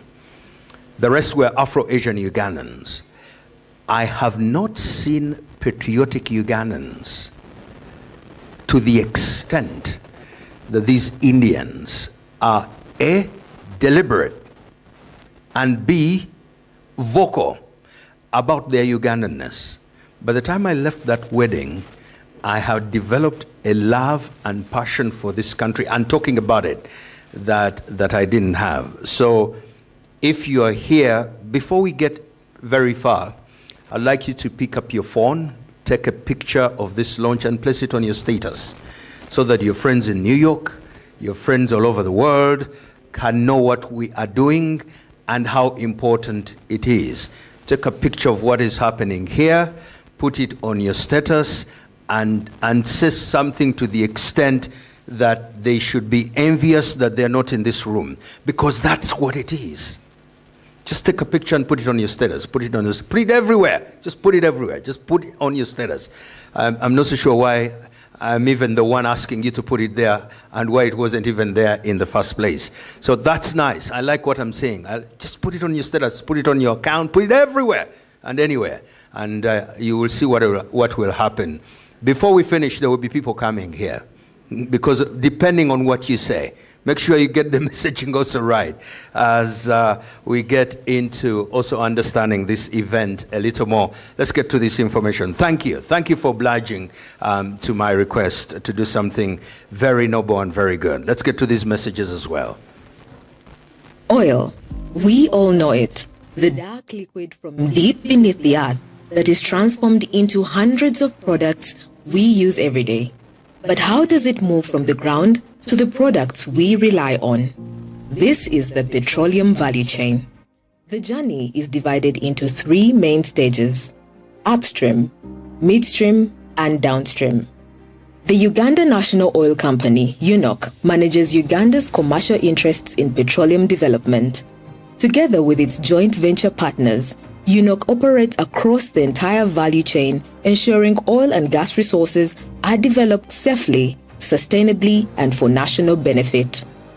Let's take a closer look at UNOC's role. Upstream: exploration, appraisal, development, and production. The journey begins upstream, where geologists search for oil using rock analysis and seismic data. Wells are drilled to confirm oil deposits and determine their size. Following a discovery, the project enters the appraisal phase, where additional wells are drilled to assess the extent of the reservoir, test flow rates, and evaluate the quality and recoverable volumes of oil and gas. This stage provides critical technical data to determine whether the resource is commercially viable. Once sufficient data confirms that the discovered resources are economically viable for development, a declaration of commerciality is made and government approvals are secured. Only then does full field development begin. Well pads and flow lines are built, and facilities are constructed to support production operations. Throughout this phase, UNOC and its partners ensure strict health, safety, and environmental standards are applied to protect communities, workers, and the environment. In Uganda, drilling is ongoing at the Tilenga and Kingfisher project areas across Hoima, Bulisa, and Kikube districts, with first oil expected in 2026. UNOC plays a central role as the government's commercial representative, holding a 15% participating interest in partnership with Total Energies E&P Uganda and Sinok Uganda Limited. This stake positions Uganda to earn between $1.7 billion to $2 billion annually once production begins. UNOC also undertakes its own exploration activities in the Kasurubani contract area, a 1,285 square kilometer block in western Uganda. Through these efforts, UNOC directly strengthens Uganda's long-term energy security. Once produced, oil is transported via pipelines to a central processing facility where it is separated into crude oil, water, and gas. UNOC ensures crude oil is prepared for refining or export, while associated gas is processed for conversion into liquefied petroleum gas, LPG. After treatment, crude oil is transported to Kabalega Industrial Park, marking the transition from upstream to midstream. Midstream: transportation and refining. From Kabalega Industrial Park, 2 critical midstream pathways begin with UNOC at the center of both. The first is the East African Crude Oil Pipeline, EACOP, a 1,443-kilometer pipeline running from Hoima to Tanga, Tanzania on the Indian Ocean coast. Due to the oil's waxy nature, EACOP will be heated, making it the longest heated crude oil pipeline in the world. The pipeline is managed by the National Pipeline Company, NPC, a subsidiary of UNOC. At peak production, EACOP will transport up to 216,000 barrels of oil per day. Through NPC, UNOC holds Uganda's commercial interest in the pipeline, enabling access to international markets and ensuring efficient crude oil transportation. The second pathway leads to an integrated oil and gas hub. This includes the Uganda Refinery Project, manufacturing industries, a crude oil export facility, and Kabalega International Airport, Uganda's second largest airport. Through the Uganda Refinery Holding Company, a UNOC subsidiary, UNOC holds 40% equity in the refinery project. Together with its lead partner, Alpha MBM Investments of the United Arab Emirates, UNOC will develop and manage the refinery. Processing 60,000 barrels of crude oil per day, the refinery will produce locally made products such as diesel, LPG, jet fuel, and other petroleum products. Local refining will reduce import dependence and help stabilize petroleum product prices for Ugandans. Downstream, storage, distribution, and end use. The final stage of the value chain is downstream, where petroleum products are stored, distributed, and delivered to consumers. Refined products from the refinery will be transported through a multi-product pipeline to the Kampala storage terminal. Located approximately 26 kilometers from Kampala, this facility is currently under construction and will have a capacity of 320 million liters. Fully controlled by UNOC, the terminal will serve as Uganda's national and regional petroleum distribution hub, supplying wholesalers, industries, transport companies, and fuel stations. In Jinja, UNOC owns and operates a 30 million liter petroleum storage terminal, safeguarding national fuel reserves. UNOC is also developing a fuel pipeline and an oil jetty linking the terminal to water transport routes from Kisumu, Kenya. From UNOC storage facilities, fuel moves to wholesalers and eventually to vehicles across the country. LPG is distributed to homes and businesses, while crude oil transported through ECOP reaches global markets. UNOC is committed to ensuring that all Ugandans benefit from oil and gas development. Local production means more affordable fuel and LPG. Storage infrastructure ensures a steady supply for manufacturers and distributors. Distribution activities create jobs and business opportunities across the country. From training and local contracting to employment and service provision, UNOC places Ugandans at the center of the petroleum value chain. Oil and gas revenues will support national development, strengthening sectors such as healthcare, education, and infrastructure. With projected production exceeding 230,000 barrels per day, Uganda is positioned to become a key player in regional energy markets. UNOC is present at every stage, ensuring Uganda's oil resources are managed responsibly, commercially, and for the benefit of all Ugandans. This is the Uganda National Oil Company, and this is the petroleum value chain powering Uganda's energy future.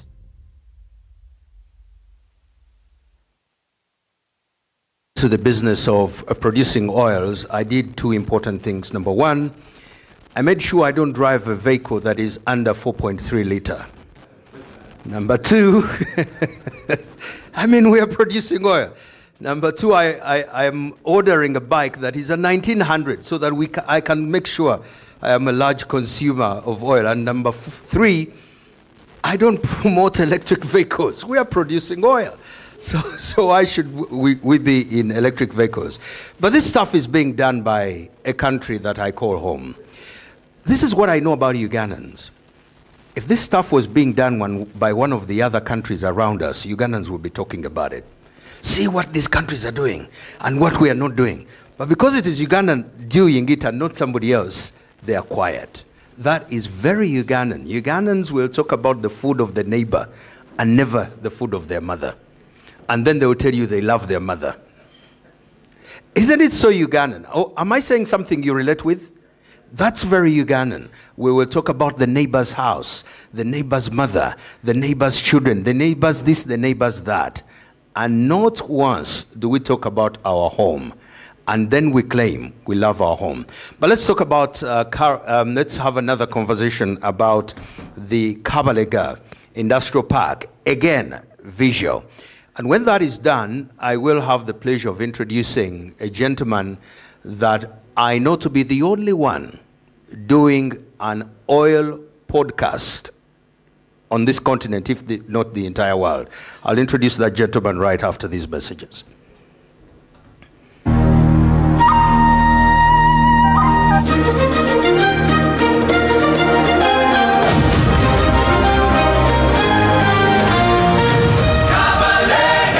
What does it take to transform a nation? In western Uganda, near Lake Albert, a bold national vision is taking place. This is the Kabalega Petrobest Industrial Park, Uganda's platform for industrial transformation. Spanning 29 square kilometers, Kabalega Industrial Park is a fully serviced, purpose-built industrial ecosystem designed for value addition, competitiveness, and long-term growth. At its core is a 60,000 barrel per day refinery integrated with Uganda's upstream oil fields and export infrastructure, powering petrochemical, fertilizer, industrial gas, and agro-processing industries. The park is organized into 6 integrated zones, enabling heavy industry, manufacturing, agro-processing, commerce, residential communities, and efficient governance, all working together as one system. Kabalega Industrial Park is engineered to reduce risk and enable scale. Reliable road, power, water, ICT networks, and logistics are anchored by Uganda's second international airport, enabling efficient importation of raw materials and labor, and direct export of finished products, seamlessly connecting industry to global markets. A skilled workforce will be developed through technical training, while investors are supported through a dedicated one-stop business facilitation center, ensuring speed, certainty, and operational confidence.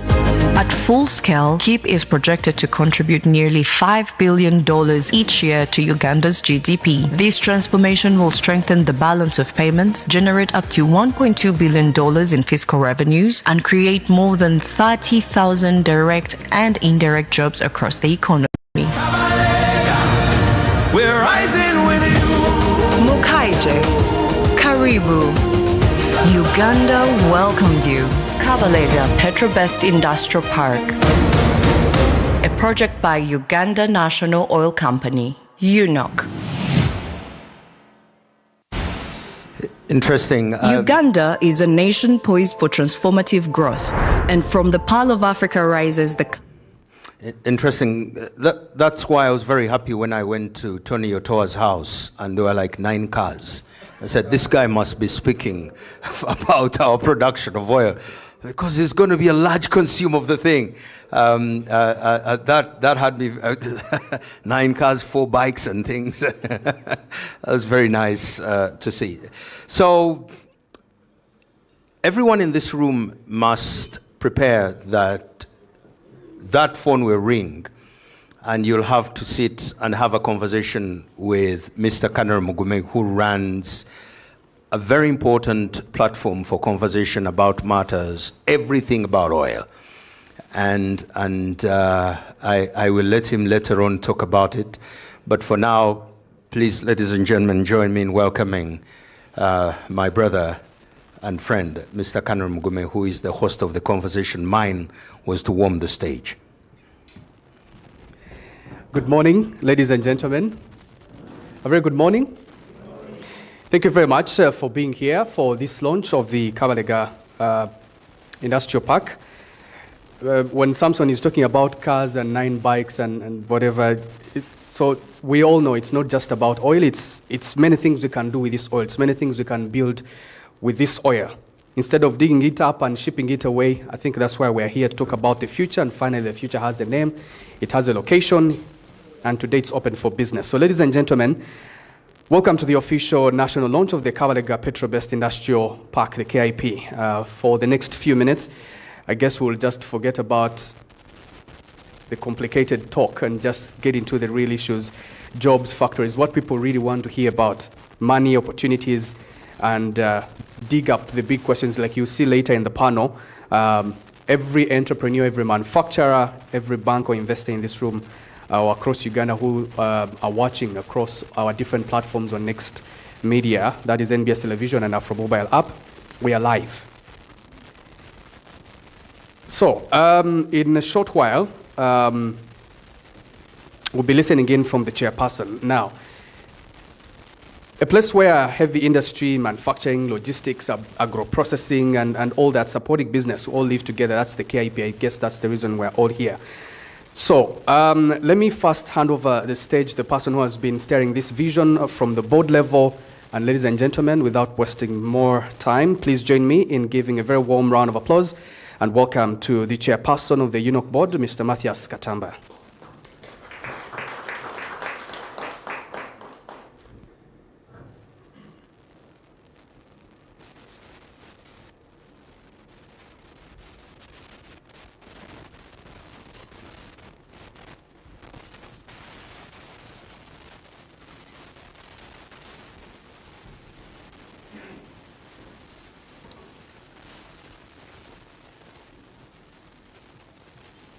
The Permanent Secretary, Minister of Energy and Mineral Development, leaders of government ministries, departments and agencies, our Phase 1 investors, and every prospective investor joining us today, fellow board members of the Uganda National Oil Company and members of the Executive Committee, our partners at Next Media Services, our partners in the room, our regulators represented here by Mr. Ali Sekatawa, Director Legal and Corporate Affairs of the Petroleum Authority of Uganda, the Director General of the Uganda Investment Authority, Mr. Robert Mukiza, in the room as well, members of the press, and every Ugandan watching this broadcast, wherever you have joined us from, good morning and welcome. Today we gather across the nation from Kampala, from Hoima, to our investors watching in Dubai, Guangzhou, Delhi, London, and everywhere else. This is the day the Kabalega Petro-based industrial park becomes a formal address for investment with plots, a services fee structure, a portal, and a process to make this a reality. A bit of context and background. In January 2018, the Ministry of Energy and Mineral Development of Uganda handed the development, operationalization, and management of this park to the Uganda National Oil Company. By June that year, the National Physical Planning Board had approved Kabalega Industrial Park Master Plan for 29.57 square kilometers, just over 7,300 acres in Kabale, Baseruka, Sub-County Hoima District. In 2019, Cabinet approved UNOC's participation in Uganda's midstream operations, including the refinery, the pipelines, the Kampala storage terminal, and this park, which we are launching today. Today, that mandate is executed by the Uganda Refinery Holding Company, URHC, UNOC subsidiary, established to develop and operate and manage this park. The chairman, Dr. Ivan Ule, is in the room with us today.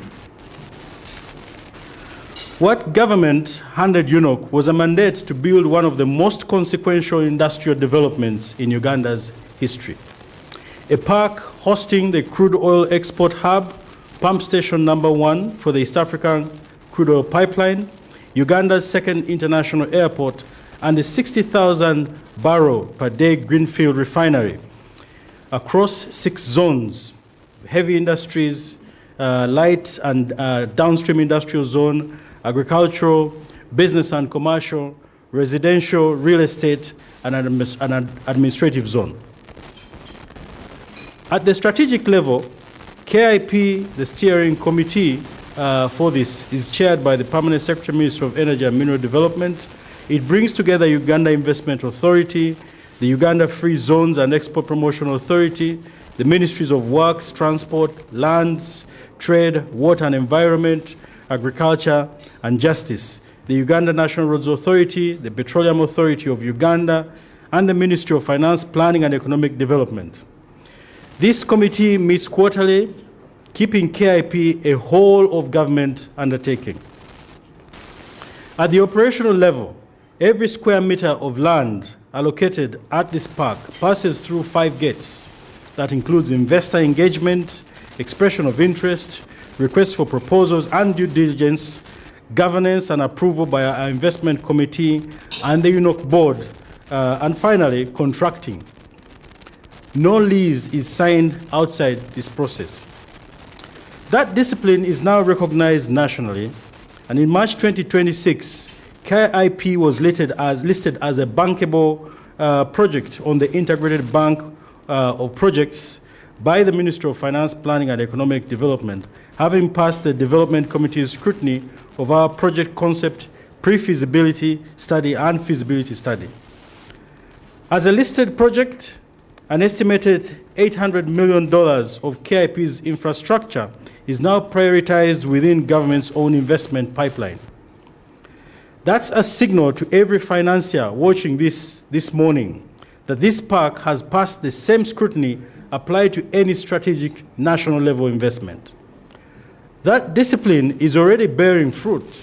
10 investors have been recommended for the award of land under Phase 1, spanning close to 200 acres and generating a combined annual service fee of over $1 million. Alongside them, government has committed $120 million in financing through EKF, the Export Credit Fonden of Denmark, for Phase 1 infrastructure, which includes roads, water, power reticulation, perimeter security, and the digital backbone every investor needs before breaking ground. Infrastructure and investment are moving together very deliberately. We can say that Phase 1 was proof of concept. What we launched today is the main event. Phase 2, our team will shortly walk you through 221 plots totaling 536.92 acres, released across 6 investment zones alongside the infrastructure roadmap and governance that will keep every allocation honest and bankable. From today, the KIP Investor Portal is open and the clock on Phase 2 has started. This park's significance reaches far beyond Hoima. Uganda today imports more than half of its intermediate industrial goods. The refinery and the industrial park will host, what they will host are central to government's ambition under the 4th National Development Plan to cut dependency to 40% by 2030, with the petrochemical sector projected to catalyze tenfold industrial growth and contribute 5% of GDP by the end of the NDP period. You all know about the tenfold growth strategy. For that to be realized, growth has got to be scaled up, and this is a critical catalyst in that process. The figures behind that ambition are still preliminary, drawn from our early economic impact assessment and subject to refinement as our macroeconomic study matures. But worth highlighting, our estimates indicated that the park will contribute $4.9 billion to GDP once fully operational, alongside close to $1.4 billion in improved balance of payments, and between $800 and $4 million to $1.2 billion in net fiscal impact each year. This park is projected to create between 32,000 and 35,000 jobs directly and indirectly. Beyond these figures, KIP will anchor a petrochemical sector feeding plastics and fertilizer manufacturing, an agro-processing sector adding value to our coffee, tea, meat, fruit, and infrastructure, including roads, water, power, ICT, and a national data center that will lift the standard of living for the communities in Hoima. With Uganda's second international airport and Lake Albert nearby, this park will also boost trade and tourism. This is a national infrastructure for Uganda's economic transformation, not simply a UNOC project. To every investor watching this morning, whether already a partner in the Phase 1 or considering Kabalega for the first time, the terms on offer are competitive by design, benchmarked against similar projects in Kenya, Tanzania, South Africa, and Thailand, and structured to reward early movers. The infrastructure is funded and underway. KIP is open for business. We invite you to help build it. This morning is a statement to Ugandans, to our regional neighbors, and to the international investment community that Uganda's oil and gas industrialization agenda is moving forward deliberately and transparently.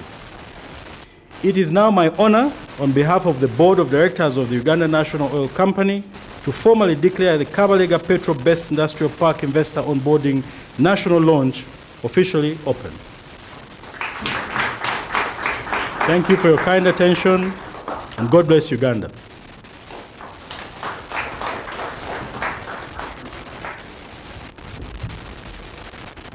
If I were you, I would give a big round of applause for that.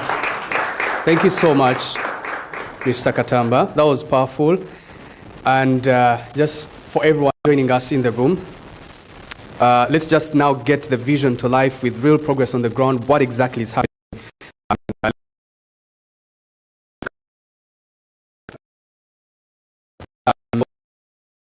Animation to take a look at what KIP will look like.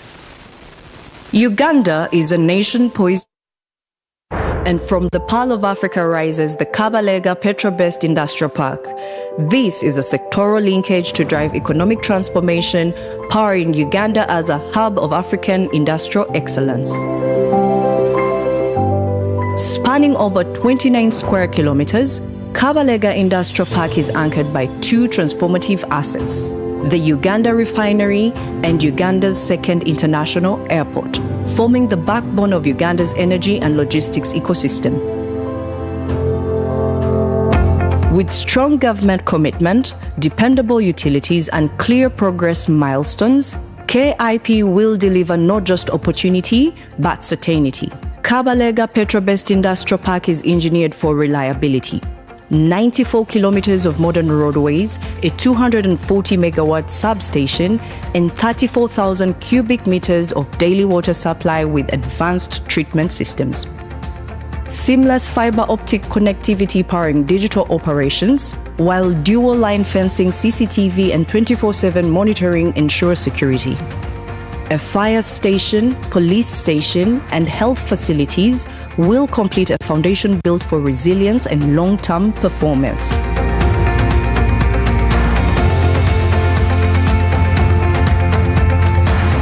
Kabalega Industrial Park is organized into 6 specialized zones, each becoming a gateway to investment opportunity.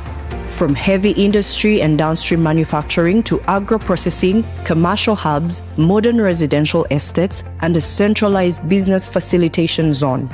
KIP will create a fully integrated ecosystem driving value addition and sustainable growth. The Heavy Industrial Zone. This zone will power Uganda's industrial backbone. Designed for energy-intensive and large-scale industries, it accommodates the refinery, petrochemicals, fertilizer plants, and logistics hubs. The light and downstream zone drives value addition and product finishing through manufacturing and assembly. Other industries such as plastics and packaging, construction and building materials, consumer goods and FMCG, textile and apparel will enable SMEs to evolve into major suppliers, fueling innovation, employment, and local enterprise development.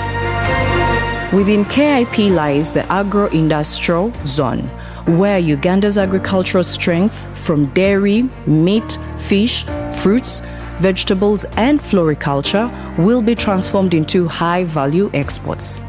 This is where farms connect seamlessly to processing, packaging, and global distribution. With direct access to Kabalega International Airport, perishable goods move faster, fresher, and more efficiently, giving investors a decisive advantage in global agro-trade. The Kabalega Industrial Park shall host the business and commercial zones. This hub is designed to power industry and enterprise. Here, commerce meets convenience, from logistics centers and service stations to hotels, retail, and modern event spaces, all crafted to support investors and industries alike. Every investment here fuels mobility, productivity, and growth, transforming potential into lasting impact.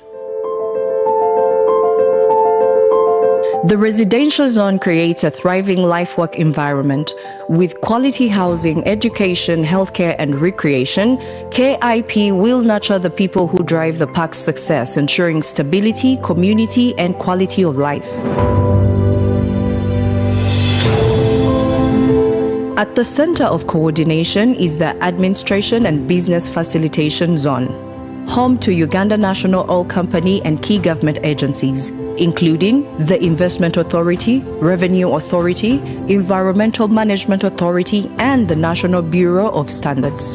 A one-stop investor center that streamlines licensing, registration, and aftercare will be housed here. Therefore, KIP is more than an industrial complex. It is a sustainable, connected community powered by renewable energy and digital infrastructure. Kabalega Petro-based Industrial Park offers smart housing, vocational training institutions, and quality healthcare, nurturing the talent that will power industries for generations. This is the future, engineered with precision and powered by innovation. Kabalega Petro-based Industrial Park will be a world-class eco-industrial hub developed by the Uganda National Oil Company, and we value sustainable growth, investor confidence, and industrial prowess. The opportunity is clear. Partner with us to shape Uganda's industrial future. Your next investment destination begins here at the Kabalega Petro-based Industrial Park, a project by Uganda National Oil Company. This stuff is happening in Uganda, and at this time, because, we've waited for way too long for this to happen. You just saw what is already happening, and the roads being built, the power coming, the land that is ready, investor ready, and how you as investors and businesses can actually get in. So just to speak about the update on KIP development and investor preparedness, please welcome me on stage the lady leading from the front, the CEO of the Uganda National Oil Company, Proscovia Nabanja.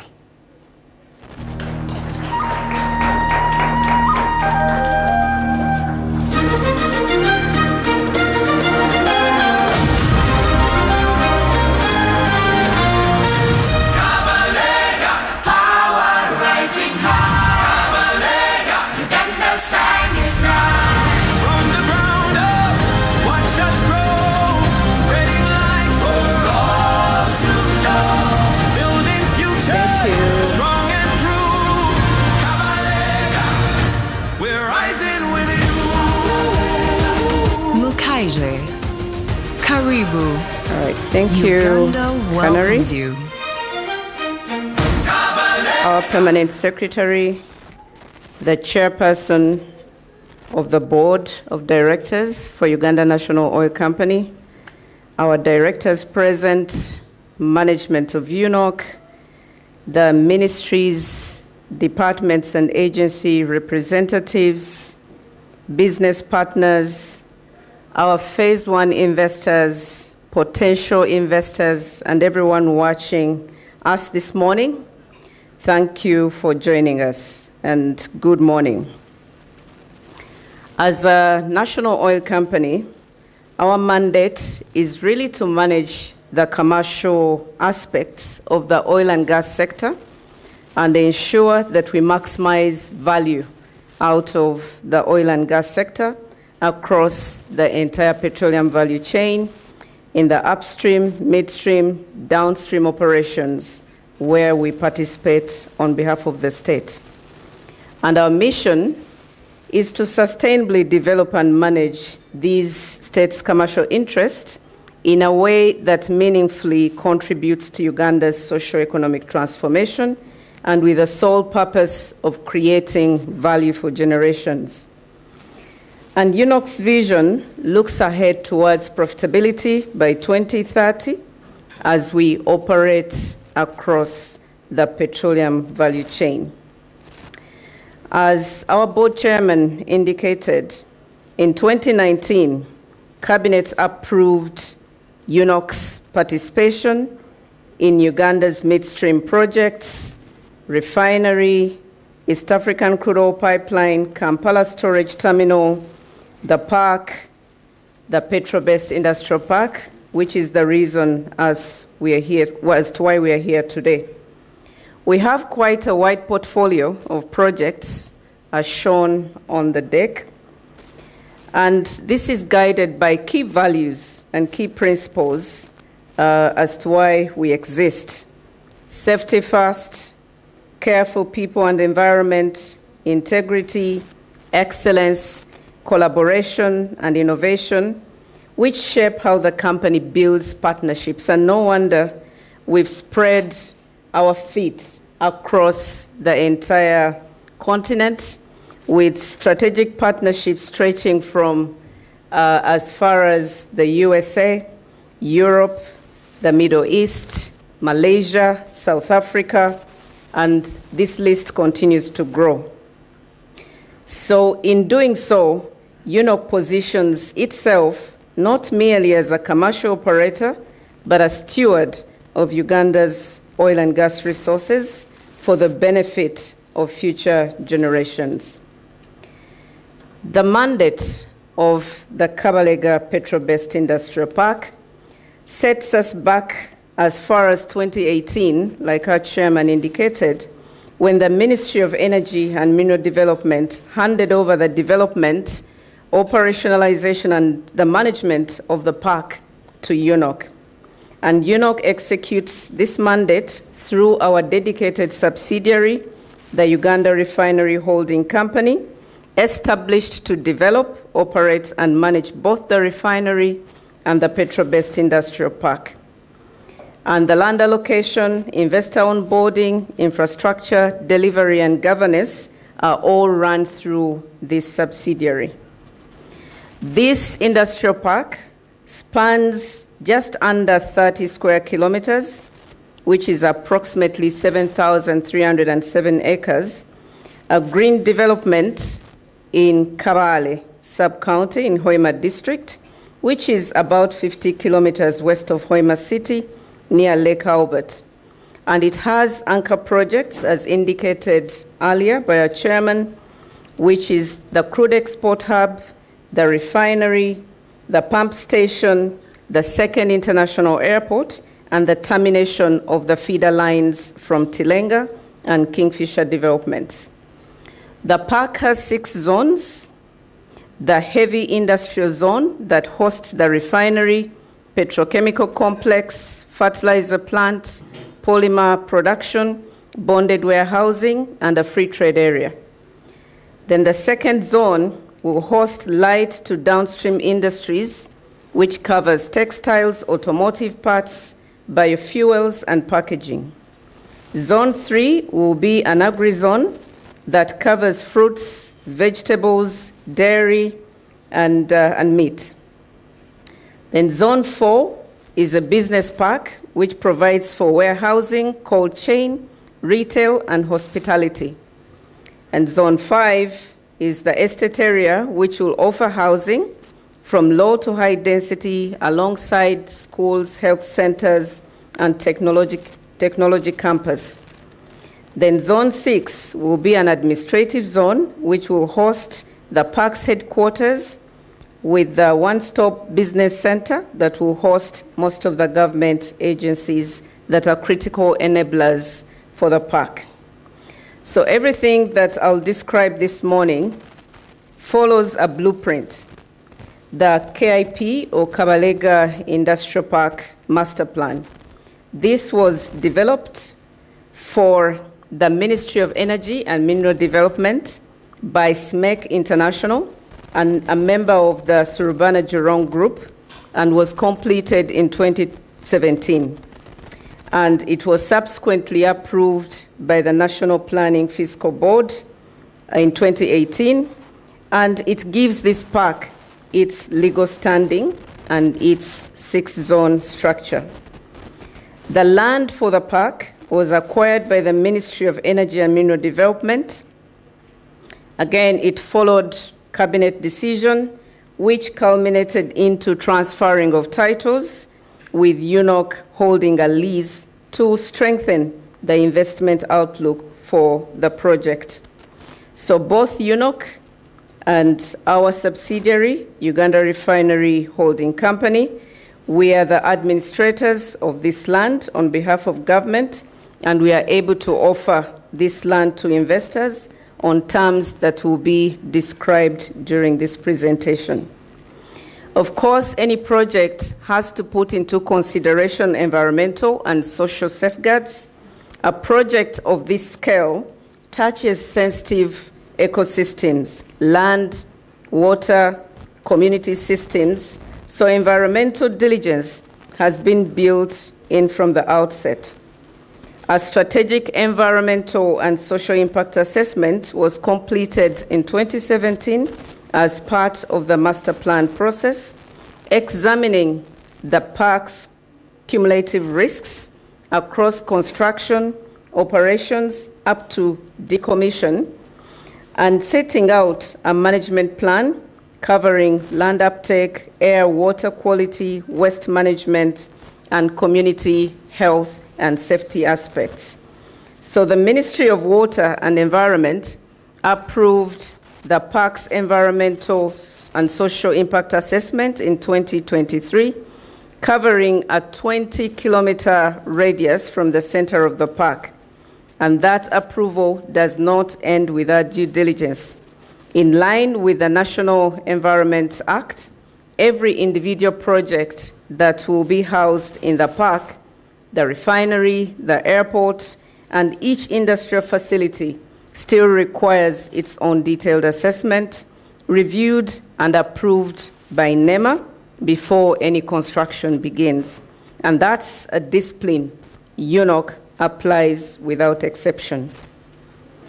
Our chairperson has touched on the steering committee, but indeed the steering committee will be chaired or is chaired by the Permanent Secretary, Ministry of Energy and Mineral Development, with representations from different government agencies, including Petroleum Authority of Uganda, UIA, the Uganda Free Zones Authority, Ministry of Works, Ministry of Trade, among other several institutions. That's not the only governance that we have. Governance oversight for the Kabalega Petro-based Industrial Park is anchored in the board of the Uganda Refinery Holding Company, chaired by Director Dr. Ivan Nule, who's present here with us. As the governing organ of the Uganda Refinery Holding Company, the board provides strategic direction and oversight for the park's development, ensuring that decision-making and land allocation, investor onboarding, and infrastructure delivery is guided by sound corporate governance, accountability, and in alignment with UNOC's broader mandate. There is a stage gate process that also guides all the critical decisions that we make.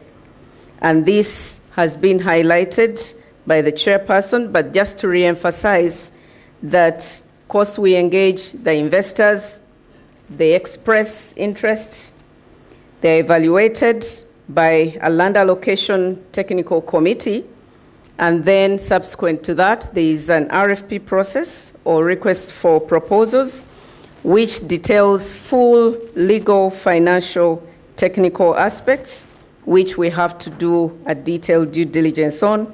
And then subsequent to that, governance approvals through the executive committee and the board, investment committee, and finally the main board for UNOC. And subsequent to that, of course, we get into contracting, which covers the leases and execution with site handover. So I'm happy to report that, of course, this project is bankable, and it was approved through the PIMS process under Ministry of Finance, Planning and Economic Development. And that listing followed the industrial park's successful passage through the Development Committee review process for our project concept, the pre-feasibility, and finally the feasibility study under the Public Investment Management System, which means that today we have approval through the system of a project close to $800 million of infrastructure. And I'll walk through what the priorities are in terms of the phased approach for this industrial park. The infrastructure is the single largest determinant of investor confidence at a greenfield site, such as this industrial park. And that is why UNOC, through the subsidiary, Uganda Refinery Holding Company, has structured the park's infrastructure delivery into 3 costed phases, with phase 1 totaling to about $120 million, covering access roads, perimeter fence, the 4 gates, watchover towers, water and wastewater reticulation within the park with a treatment plant, medium voltage to low voltage power reticulation, IT and data center access within the park, a site office, business facilitation center, and then the police and fire stations. Then phase 2 will cost about $347 million, which will encompass upgrading of 20-kilometer gravel to tarmac, plus 20-kilometer new gravel, totaling to about 40-kilometer single carriageway road network. It will have an expansion of the water, IT, and power reticulation within the park, and a satellite police post, fire station, and warehousing, including cold chain facilities. And phase 3, equally $347 million, covering 24-kilometer single carriageway, plus the upgrade of the 40-kilometer single carriageway to dual carriageway, full capacity water, IT, power reticulation systems, and advanced fire equipment, rescue services, plus security protocols. So that totals to about $814.46 million. Phase 1, which is estimated at $120 million, is where our commercial and financial agreements are concentrated today. Cabinet has approved the financing for this phase through EKF, and it's designed to unlock every subsequent phase of this park's development. The design and procurement work is what turns a funded phase into a construction site. And here is the sequence. Phase 1 was detailed roads, water, power, wastewater, fencing, which was completed in 2025 in terms of designs. Then approval of phase 1 was given through the government procurement protocols. We've started construction of the UNOC site, which is still ongoing, and hopefully we'll close this by August. And the 86-kilometer scope of the road reticulation within the park, we awarded that to a sister company, NEC, with a target completion of August 2027. We all know about the 240 megawatt substation, which is currently at 85% completion, but this is being run by UETCL, again a sister company. And the updated master plan for the park was to reflect the revised road network, incorporating the topography, the naming of the streets, and the survey and the demarcation of the plots, which was completed. So at full build-out, this park will require approximately 34,000 cubic meters of water per day, plus a further 9,600 cubic meters a day for the refinery scope alone, which will be drawn by gravity from a reservoir that will be set at Kigaga Hill. And power for this park will come from the 240 megawatt substation, which I highlighted is at 85% complete. So before I speak of plans, let me speak of what is already on ground as well as we prepare for this. We prepare this park for investors here and everyone watching this broadcast. UNOC, through our subsidiary, has delivered the following ahead of the main infrastructure contracts.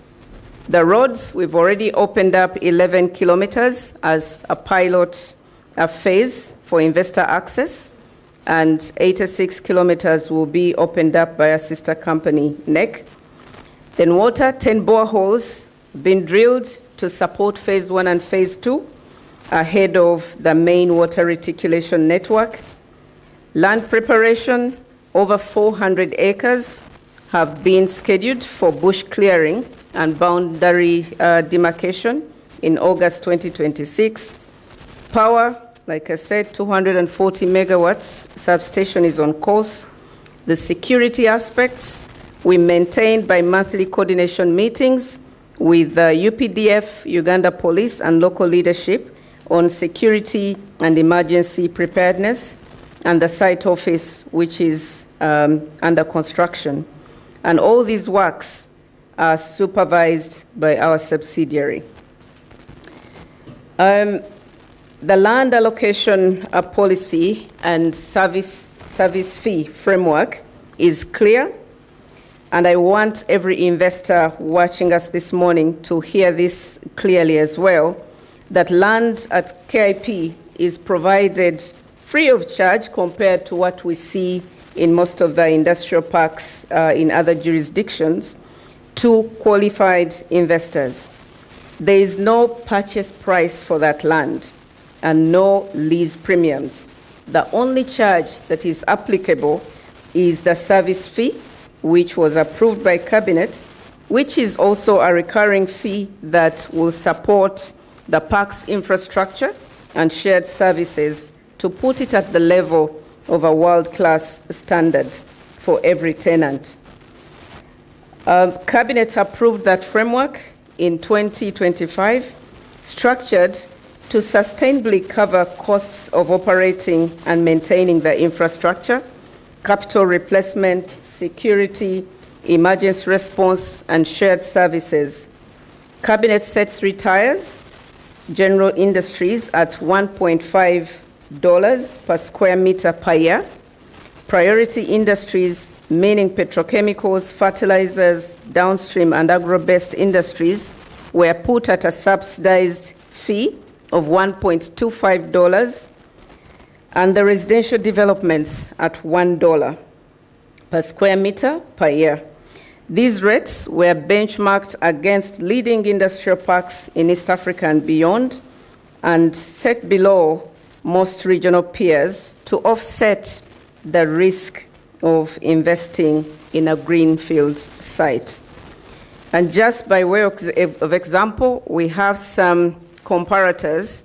Industrial parks in Tanzania, they have a cost of $1 per square meter per year. Namamve 1.19, Kenya Athi 3.12, Konza in Kenya 3.12, in Thailand, the special economic zone 0.723, which is almost graded like ours. Then South Africa in Richards Bay at 8.4.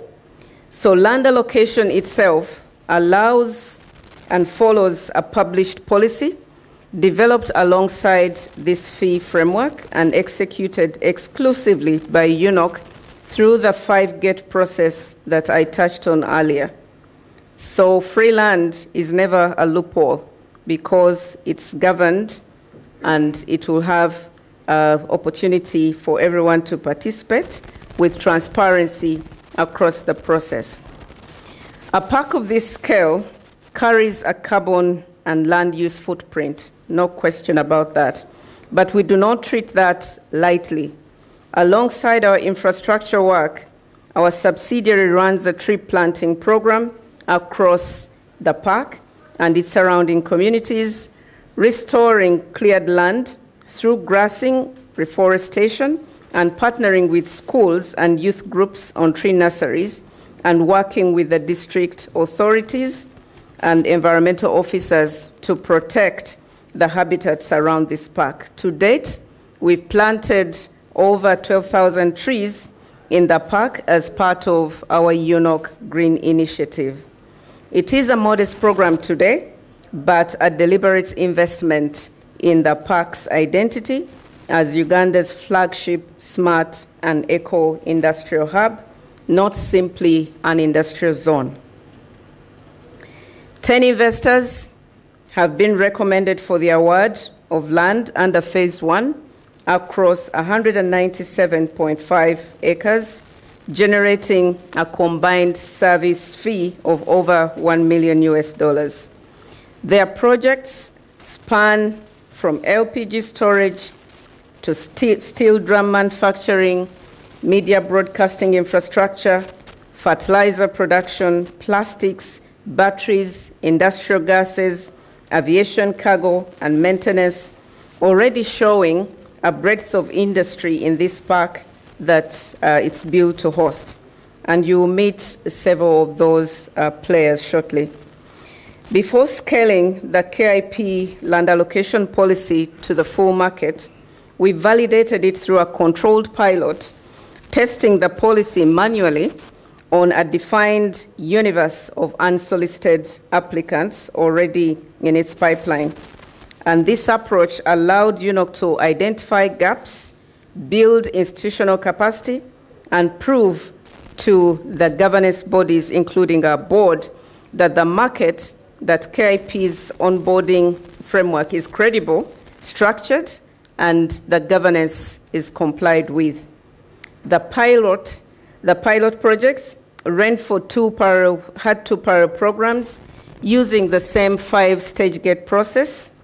Phase 1, with a cutoff 30th July 2025, which recommended 6 investors, including Total Energies, Movit Products, Roofings, Next Media, Luero Industries, Ventotia Capital, and this was across 163 acres.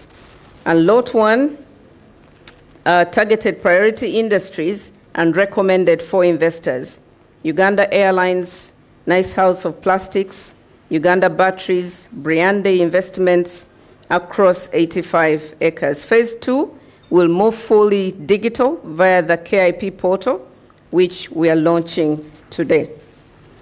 Phase 2 is what we are opening today, and this is the heart of the address this morning.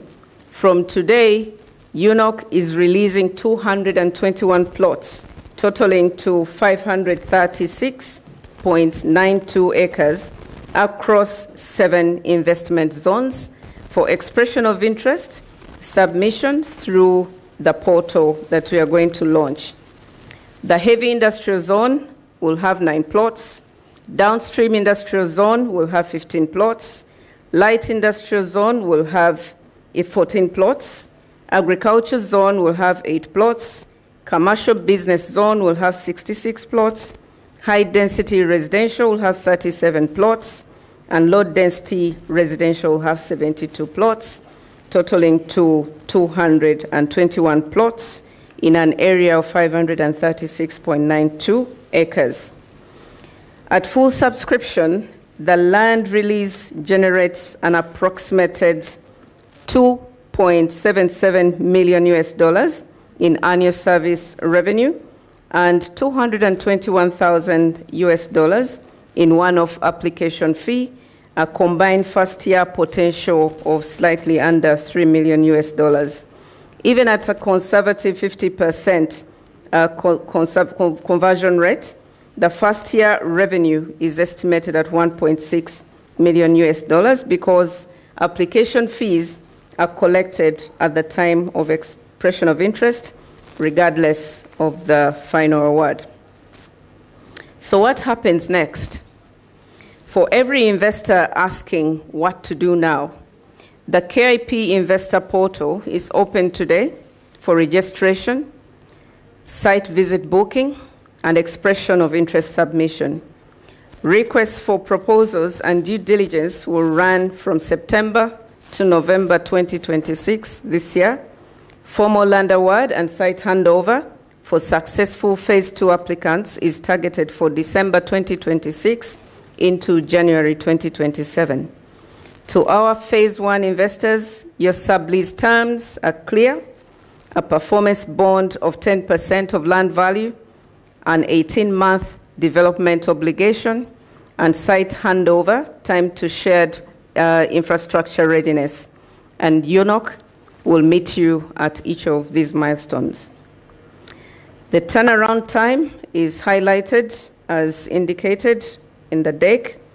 Marketing and promotional campaigns, we commenced those in June 2026. investor online registration, national launch, which we are having today, and post-launch site visit, a booking promotion targeted for till 22nd July 2026. Site visits will be planned for 29th July up into 12th August 2026. Then we'll call for expression of interest and evaluate those expressions of interest till September 2026. And then, of course, that will follow through the request for proposal into October 2026. Then we'll call for those requests and evaluate the proposals and then do a due diligence with the hope of concluding this process within January 2027. And then we'll go through the requisite protocols of approval, and we hope to sign the lease agreements in February 2027 and award the land and site to be handed over in March 2027. The KIP Investor Portal is a unified digital platform that centralizes investment intelligence, streamlines investor onboarding, and enables real-time engagement between KIP management and prospective investors worldwide. It will offer a single entry point for all inquiries, documents, deal tracking, real-time analytics through live dashboards on site availability, incentives, rescue, institutional-grade data room with tiered access, and smart matchmaking that aligns investors to opportunities across all the sectors. Of course, it will be backed up by a 24-hour investor response time, fully digital onboarding, and over 100 investment opportunities. The timing is strategic. Uganda's first oil production is imminent, and the investor appetite is surging. KIP sits at the refinery nexus with unique downstream value chains. Global ESG mandates demand transparent digital investment framework, and regional peers such as Rwanda, Kenya, Ethiopia are running similar portals on their own. So today we'll go live with this portal. Why this KIP matters for Uganda? The chairperson has already touched on the numbers, but I want to give a little broader context on these numbers. If you have two big infrastructure projects, the refinery and the industrial park, with macroeconomic benefits for the refinery, as an example, impact to GDP, 3.3 billion, balance of payments, 591 million per year, net fiscal impact, about 804 million per year, national capital formation of about 8.2 billion per year. That's for the refinery scope. Coupled with the industrial park scope, with a GDP impact of 4.9 billion US dollars per year, balance of payments of 849 million per year, net fiscal impact of 1.2 billion per year, and the national capital formation of 11.9 billion per year, with a job spread between 32,000 to 35,000 jobs, there is all merit in us pushing the industrialization agenda. So in my closing, from a mandate handed to us in January 2018 to a master plan approved in June 18, to land now held and governed by one of our subsidiaries, to getting 814 million US dollars of infrastructure recognized as a bankable priority national project, to 10 investors already on ground and 221 plots now open. This is what 8 years of disciplined government-backed delivery looks like.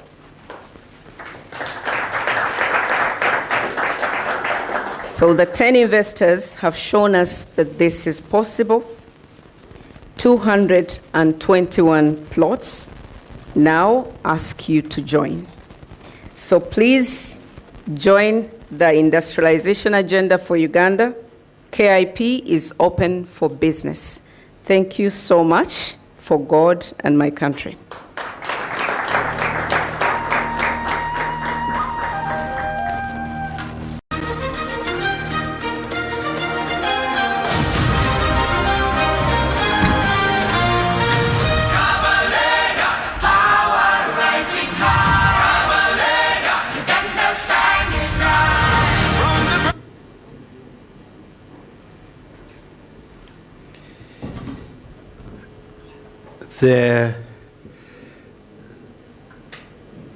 If you want something to work and work very well, you have to entrust it to women. When God made Adam the lead, the snake found it easy to bring us problems. If Eve had been the lead, maybe, I don't know, thinking like a theologian. But give Lady Proskovia Nabanj another very big hand clap. I was seated right here near one of our camera crew, and you spoke about Uganda in the same sentence with $4.9 billion. And he scratched his head. I think it's that thought of this money and Uganda, maybe also the question of where am I in that? But because he works here, and Next Media is already involved in one of the plots, I think it's 10 acres from what I saw, you then see, for those of you who are watching, that in the words of Mr. Abraham Luzi, Chino chiyamba gwe. To be here opening opportunities, guofunam. Because to be honest, if you don't get involved, somebody else will. There are people who just don't sleep on opportunity. There are people who just don't sleep on opportunity. And some of you may know, in trying to make this point, and I think this makes the point very well. I vividly remember sitting in a small restaurant around Lukwago called Good African Coffee. A small restaurant in the corner of a building. And I remember that afternoon when I sat there were not more than 15 people in that restaurant. Small restaurant in a corner. I'm talking about people seeing opportunity. The owner of the restaurant tried as much as he could, and then he left. Somebody else came to that very same corner, spoke to the owner of the building, and the first thing he asked was more space. He asked for more space, even part of the parking lot. Now you go to the expanded space and the parking lot. If you want to eat, there are even chairs you have to wait. The first person in the same space could hardly fill the space. The next person with expanded space has more space, has more clients than the space. What did Mandela see in this space that Good African Coffee could not see? Is the question that always lingers in my head. And in the same vein, there's somebody in Nicaragua watching this, somebody in Guatemala, somebody across the world watching this, that will phone us. I'm now involved. That will phone us and ask not for what we have allotted, but ask even for more. Invest, start making money, and then we'll hear on Ugandan talk shows how all the land was given to foreigners. Typical Ugandan thing. True or false? Yes. There's a conversation. All the land is given to foreign people. We are calling. How did the land go to Next Media? We did know. Kasuku, we are opening the floor. They're asking media organizations. So, ladies and gentlemen, I'm speaking to those of you watching us. The opportunity is here, and whether you see it or not, somebody will see it. It has been said that when an opportunity falls from the sky, if you miss it, the next person down the line will not be as reckless. Opportunities falling from the sky never get to the ground. If you miss it, someone else will. The Kabalega Industrial Park is an opportunity. If you miss it, I or somebody else will not see it, will not miss it. And I think that point has been belabored.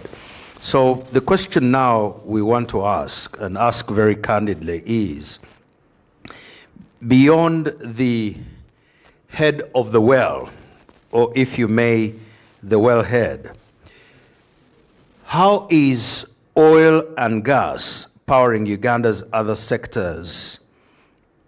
And this is the telling of the Kabalega Industrial Park story. I see Mr. Angelo Izama. Way back in 2013, Angelo was all over this oil story.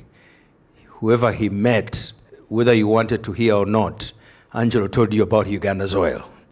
And I'm glad that we are where we are. Angelo, it's good to see you. I'd like to call Mr. Ali. Mr. Ali, I've got to get names right. Yes, Mr. Ali Sekatawa, Director, Legal and Corporate Affairs for a very powerful organization to come and speak to us. When you're Director, Legal, you can speak even without a tie, isn't it? Much obliged. Thank you, Kasumba. Good morning, ladies and gentlemen. The board chair, UNOC, and the board and management of UNOC. I've not seen the PS. Maybe I should start with the PS, if there's someone here. The board and management of UNOC. The ED or DG of Uganda Investment Authority, the CEO of Chamber of Mines and Petroleum and your team, colleagues here, investors, good morning to all of you. On behalf of PAU, I would like to congratulate UNOC upon the launch of Kabale Industrial Park.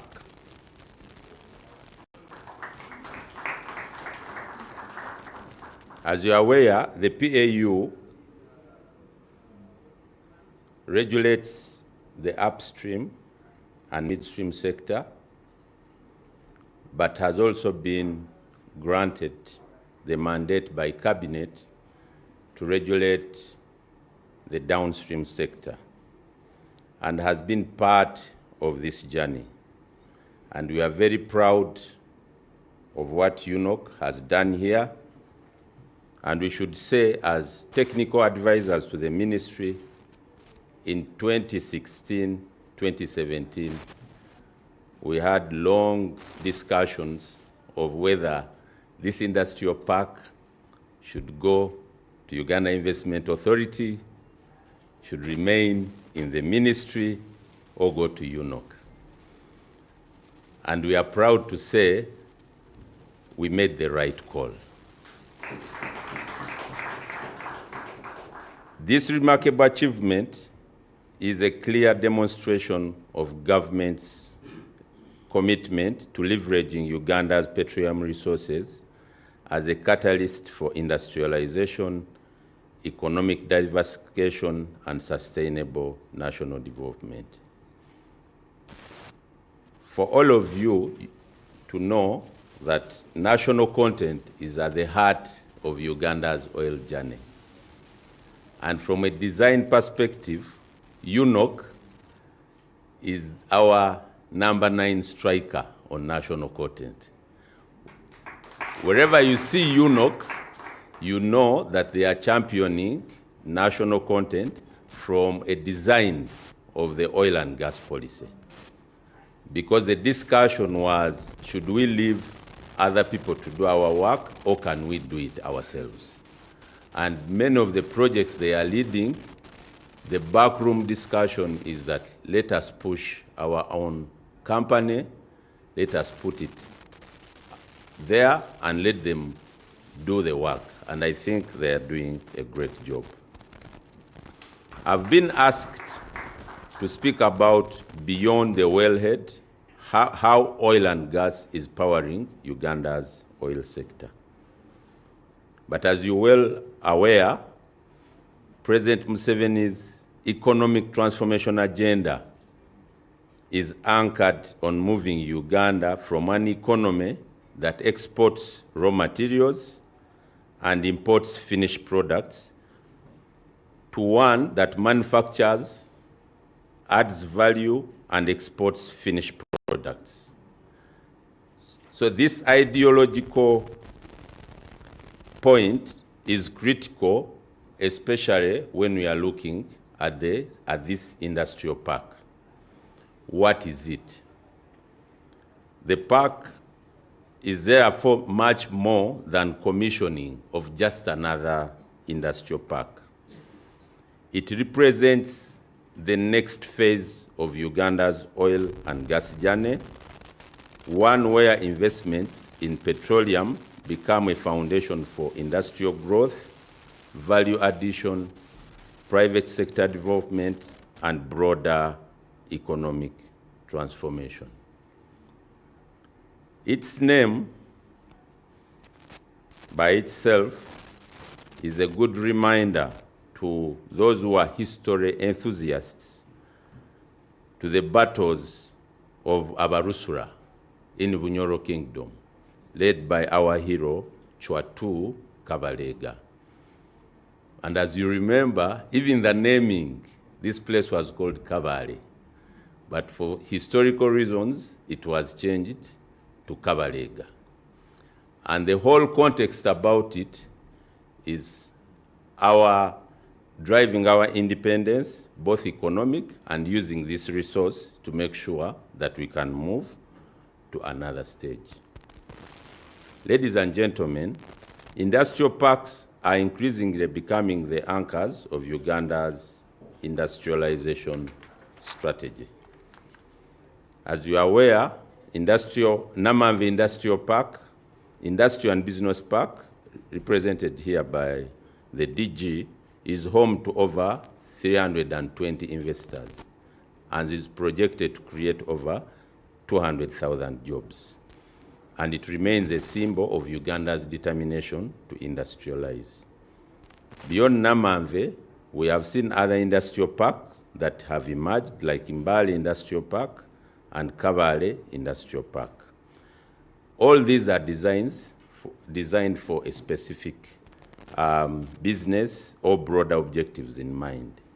However, Kabale Industrial Park was conceptualized as an industrial park to stand out because of its size, but also its strategic focus as a premier oil and gas industrial hub in Uganda.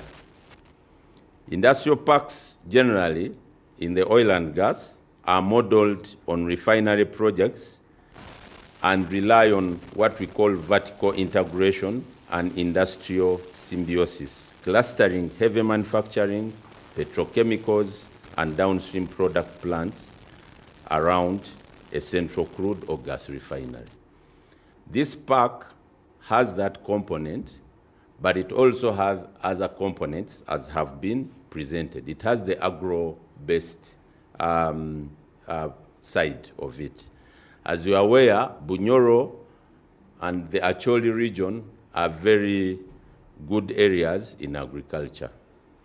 We expect that this park can leverage that resource and make sure that they can add value, but also be able to take advantage of the international airport to export our products to the international market.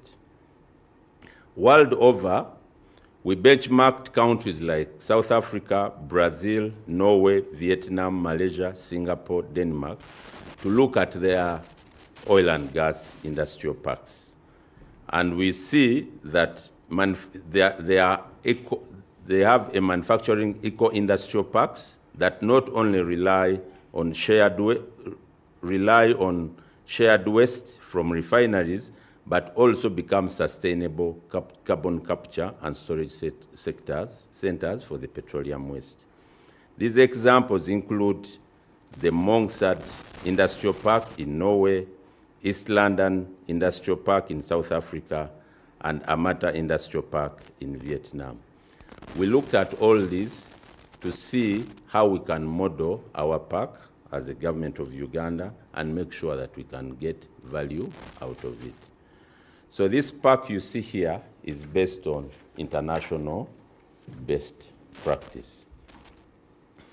The key differentiator with Uganda is Uganda's strategic location at the heart of East Africa, offering access to markets in East African community, common markets for East Africa and South Africa, European Union, and other African Growth and Opportunity Act opportunities.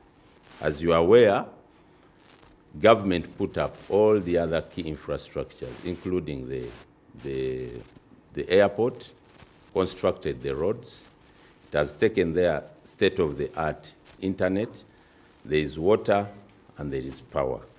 All these are support infrastructures that were more or less thought about as a dream 10 to 12 years ago, but they are real today. And we are very proud that UNOC is now taking advantage of these facilities to complement it with this facility. Uganda's oil and gas journey has made remarkable progress over the past decade. And therefore, beyond the wellhead, we are looking at this park as part of the intersectoral linkages that oil and gas can help to nurture the whole sector. We look at it from a tourism perspective, that it is going to do first-class hotels. As you are aware, we have AFCON, but part of the evaluation that has been done was that there were no good hotels where people are going to stay. And as you are aware, government has put money in UDB and even called out investors to say, come and build hotels. We expect this park to answer that question once and for all. I had already spoken about the agricultural angle. That area is a very fertile area that we can benefit from in terms of agriculture. I'm happy to note that you also made facilities for health centers and other activities. And you are aware the national stadium that has been put there is also anchored around these projects. So far, we are moving towards first oil, and I'm happy to say this. And hopefully, within this year, our first oil will drop. But first oil is never seen as a final destination. Rather, it is a milestone that signals the beginning of a much larger journey towards economic transformation. And therefore, this is a good example of what we call first oil and beyond, or what you called beyond the wellhead, because everyone now has started thinking about after first oil.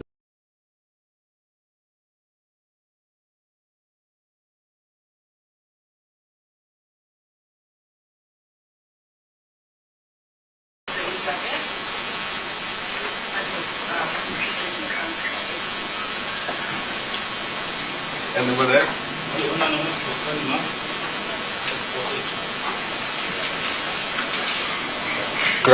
For A3.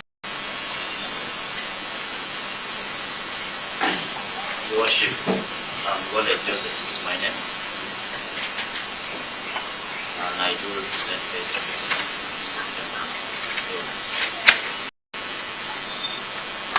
F4. Your Honor, Mubonde Nassa. Joint with Mr. Samuel. For F4, Your Honor. F5. I think we already introduced for F5. Anybody for S6? S6 is not to say. S7. Your Honor, my name is Vasari Vasman. S7, Tobacco Vincent. And A8. Your Honor, that is part of the defense team for the accused persons. Your Honor, maybe before the state comes in, we had the two issues that we thought would be addressed as housekeeping issues. I don't know whether we address them now or at the end. Would like to take a guidance of court. We can address them now because once they come in. Most obliged. Your Honor, together with Asuman Baserwa and others, we represent A2 with F5. F5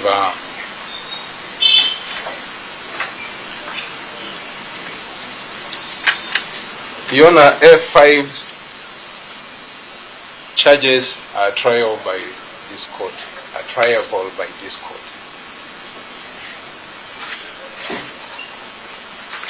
And it's a little confusing at this time.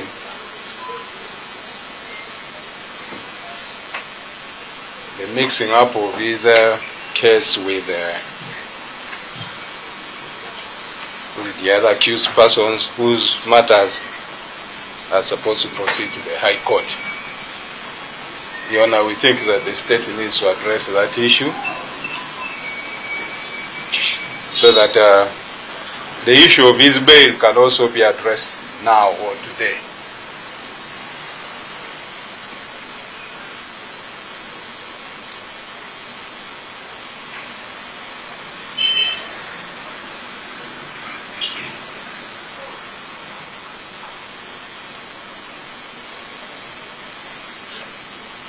Secondly, Your Honor, so that they respond, this may be directly to the court, Your Honor. A1 Chris Obore has filed an application for bail, which has already been given a number. I'm aware that the committal proceedings have not been done, and that this matter is probably here for mention. Your Honor, with the guidance of this honorable court, would like to know how that would be treated. Our request would be to have the file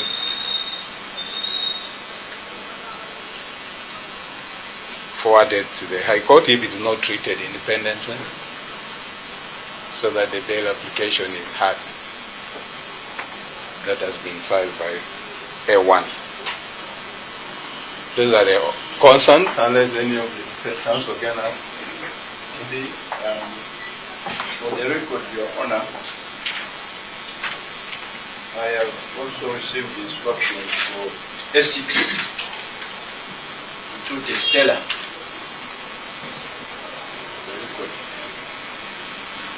And Your Honor, additionally, what my senior brother said with regard to F4 for Queen Emmanuel in Ron.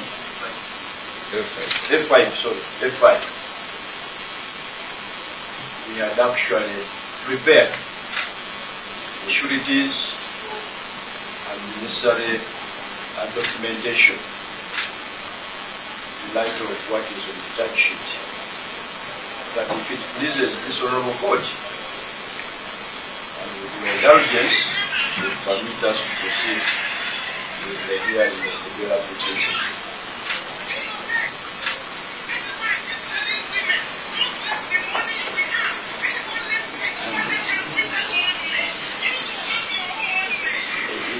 Technology should be, I think, of Your Honor, now that the state is here, maybe the state should consider amending this charge sheet so that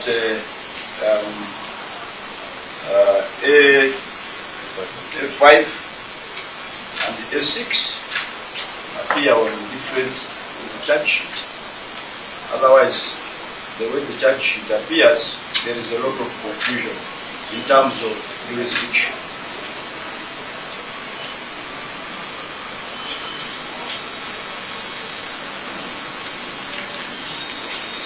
Set a chill, will like this.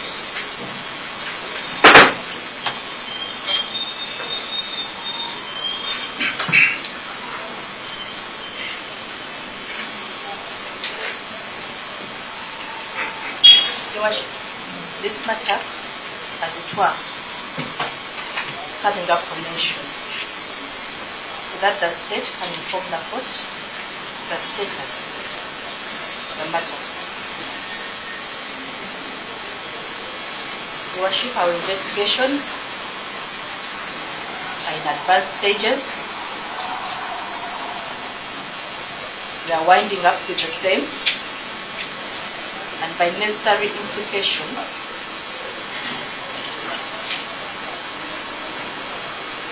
the indictment is not ready yet.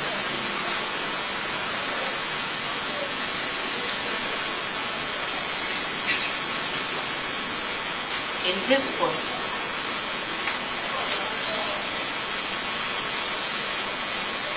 my land colleagues' concern that perhaps the case against A1 and A5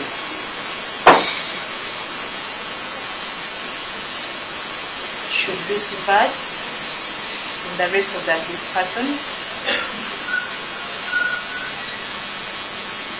and handled independently.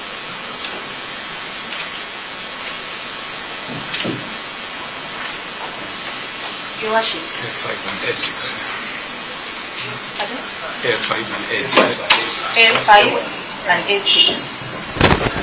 Thank you. A5 and A6. Your Worship, there is jurisdiction to the High Court, and we have a number of cases that have actually dealt with the issues that we find ourselves grappling with today.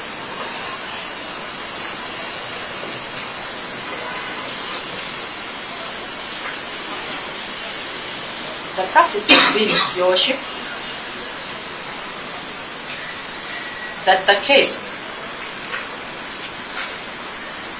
the gravest offense, or the one that is triable by a court other than the one we are in today, determines the jurisdiction. And in our present circumstances, because of the count of money laundering, the correct jurisdiction for all the accused persons is the High Court and not the Magistrates Court.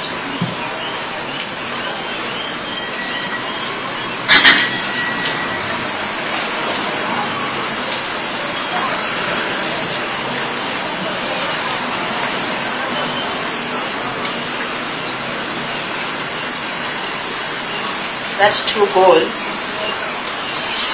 to address my land colleagues' concern.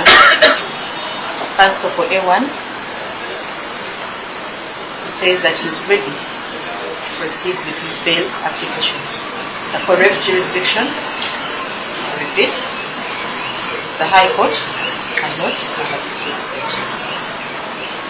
In the circumstances, therefore, Your Worship, the state seeks your indulgence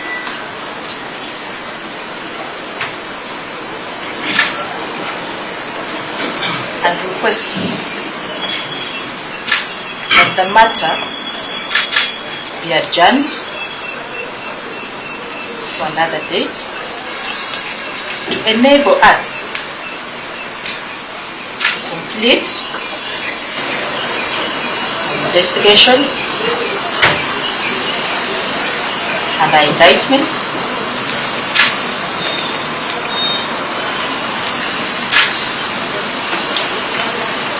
So that this matter can move to the High Court. We so pray, Your Worship.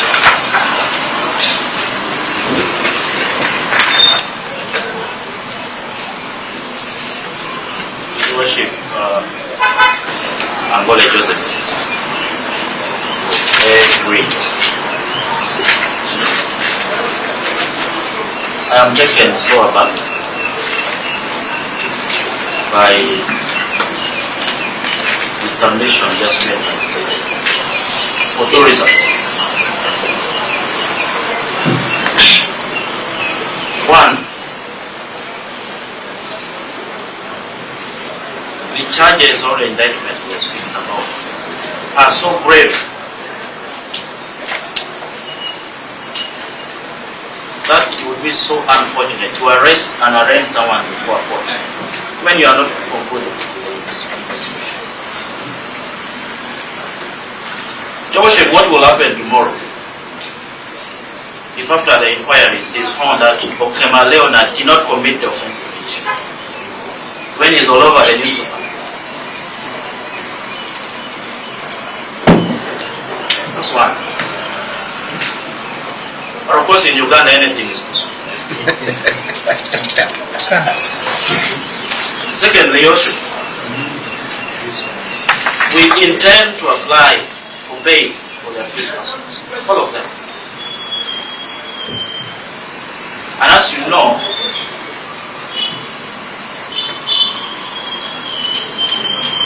in view of counts 9, it's only the High Court with the authority or jurisdiction to entertain that.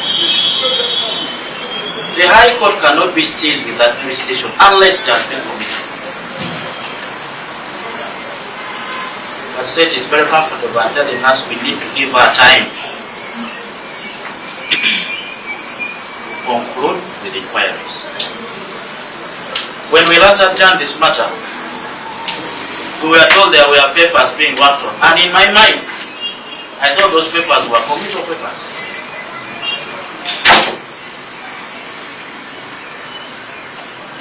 If there should be adjournment once again, and I hope my colleagues here will agree with me in unison, we will sit for a very short adjournment. State has the other option of reducing the charges from High Court to the magistrate, and she can continue with her inquiry. Once the inquiries are concluded and favor going to High Court, it will be available, most of them.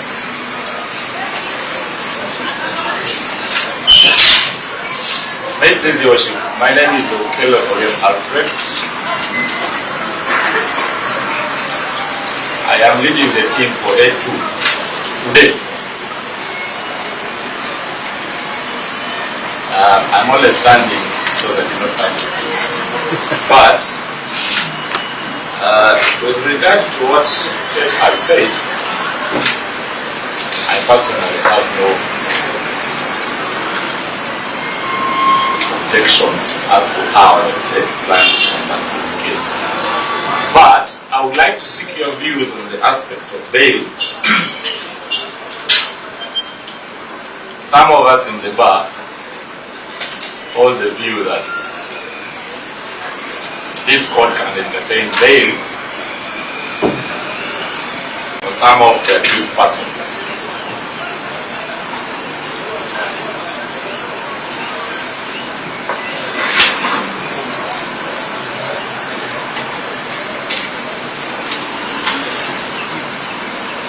My team also holds the view that even before committal, we file applications to the High Court for bail, and that's what we intend to do.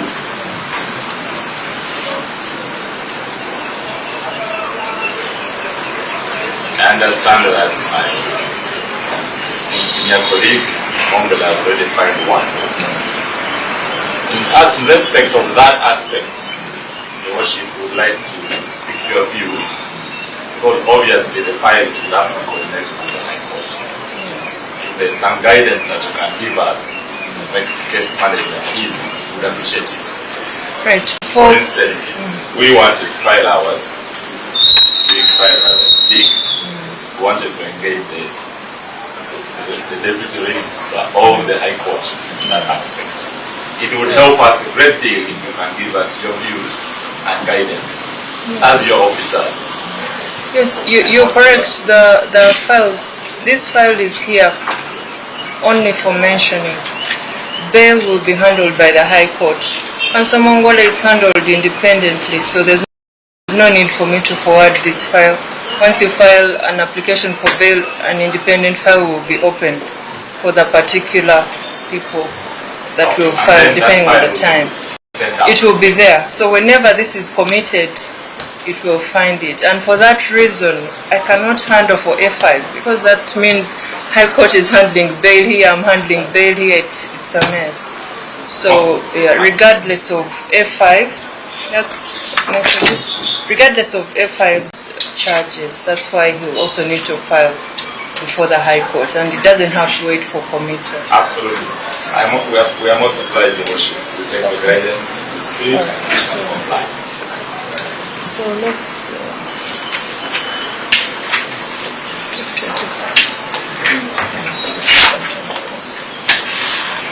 do you have 21st of July?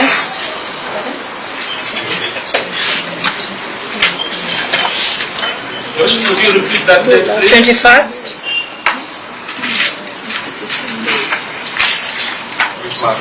July.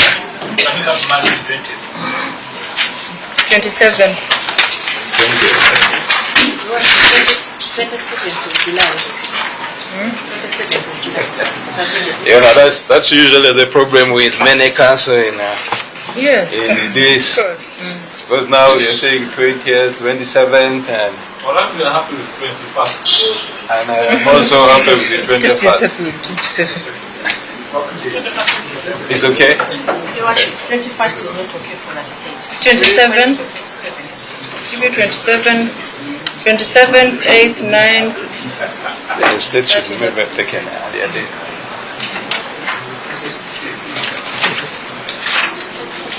Is there anyone who has a problem with 27? You know, if it is morning hours, it is okay. Afternoon may not be available for me. 27th council? It's okay. 27th is okay for all council. 10 a.m. At 10. What's the like?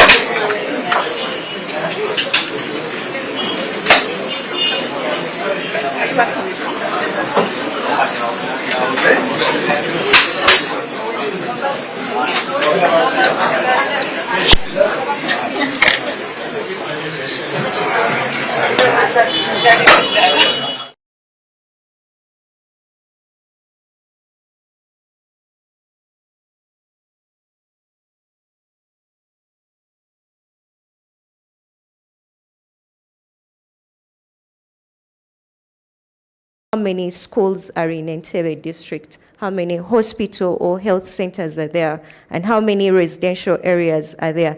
So this is built for the demand from the projected depopulation of over 35,000 people, and we are ready to accommodate you in this particular area. So the CEO hinted about the 5 profiles which we have talked about, the plots that are on market with effect of today during this national launch. There are 9 acres in the heavy industrial zone. There are 15 acres in the downstream industrial zone. Sorry, there are 15 plots. There are 14 plots in the light industrial zone.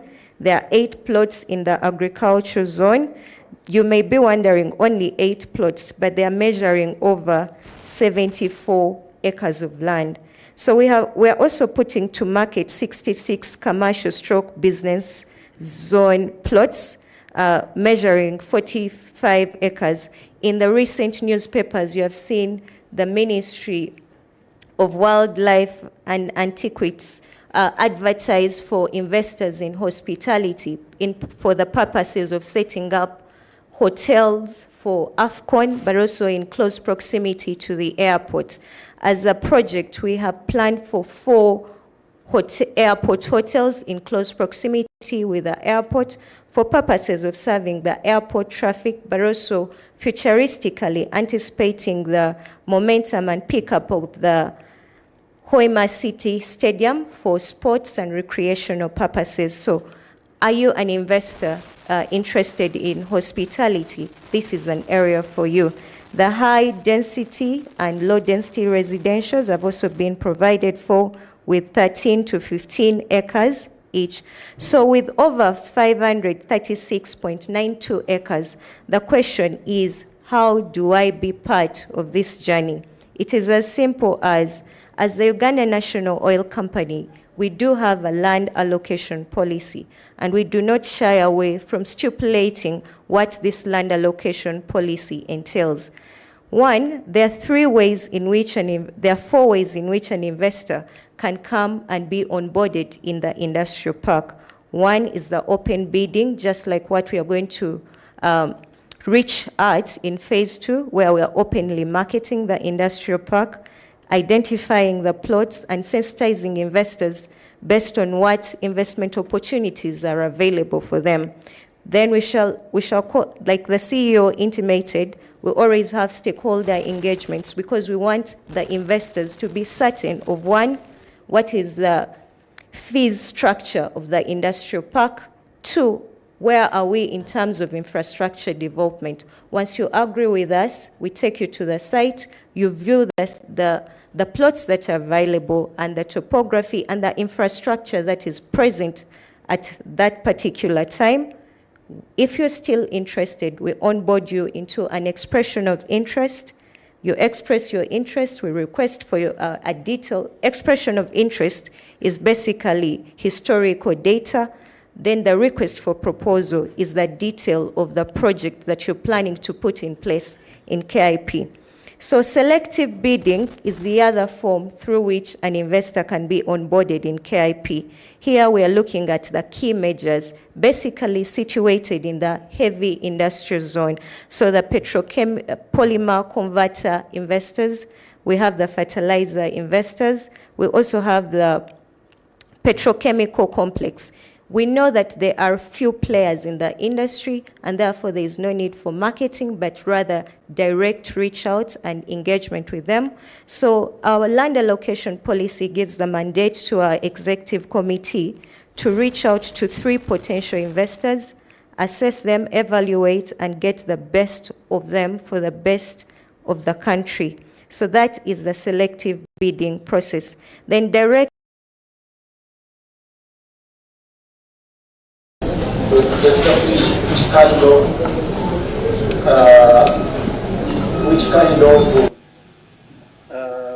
pillow I needed, the gadget I needed. So after the measurements, they sent those specifications to UK, when it was ordered and brought within 3 months. I had to endure that problem for 3 months. When it was finally brought, it alleviated the problem because sleep that are used. It has some gadgets, it's wired, it has got a remote, it has got some loudspeakers, and there are different sounds it plays depending on your level complication you are worshiping. So unfortunately, ever since I was arrested, it's now 3 weeks, I've not used it. And I'm on sleeping pills.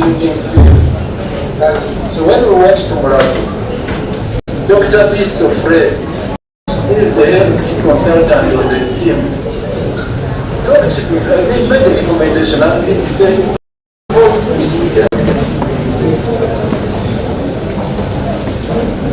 entire body consultant said, please allow, unfortunately, the prisons authorities, because they feared for security reasons that it has some gadgets inside, it and removed some parts, so got this bundle. Now I am not using it. It was brought here, but it's dysfunctional because it had been dismantled. I've been struggling with authorities to see that my relatives reach out to the experts who work on it to see if it can be repaired. But it's a type of work. I've not been successful in your worship. So up to now the Jesus school is running for me. It's the office of the OCCI, the office in prisons. I don't have it and I cannot use it because it's dysfunctional. So I'm spending sleepless nights unless I use sedatives. I've reached the point, your worship, where these sedatives can no longer work. Even when I take them, I'm going to put this to the doors. I can only sleep for 1-2 hours, then I sit till morning. Over the weekend when I got some strong one from out, the doctors had advised I shouldn't use it unless they guide me for good reason. Unfortunately, your worship, I couldn't afford, I couldn't avoid it. I started on it, but they have cautioned the dangers of continuing with those sedatives under the circumstances. The third one, that is the third one, your worship. The fourth one, your worship, because these are all chronic, is gastritis. And here, this is their finding, your worship.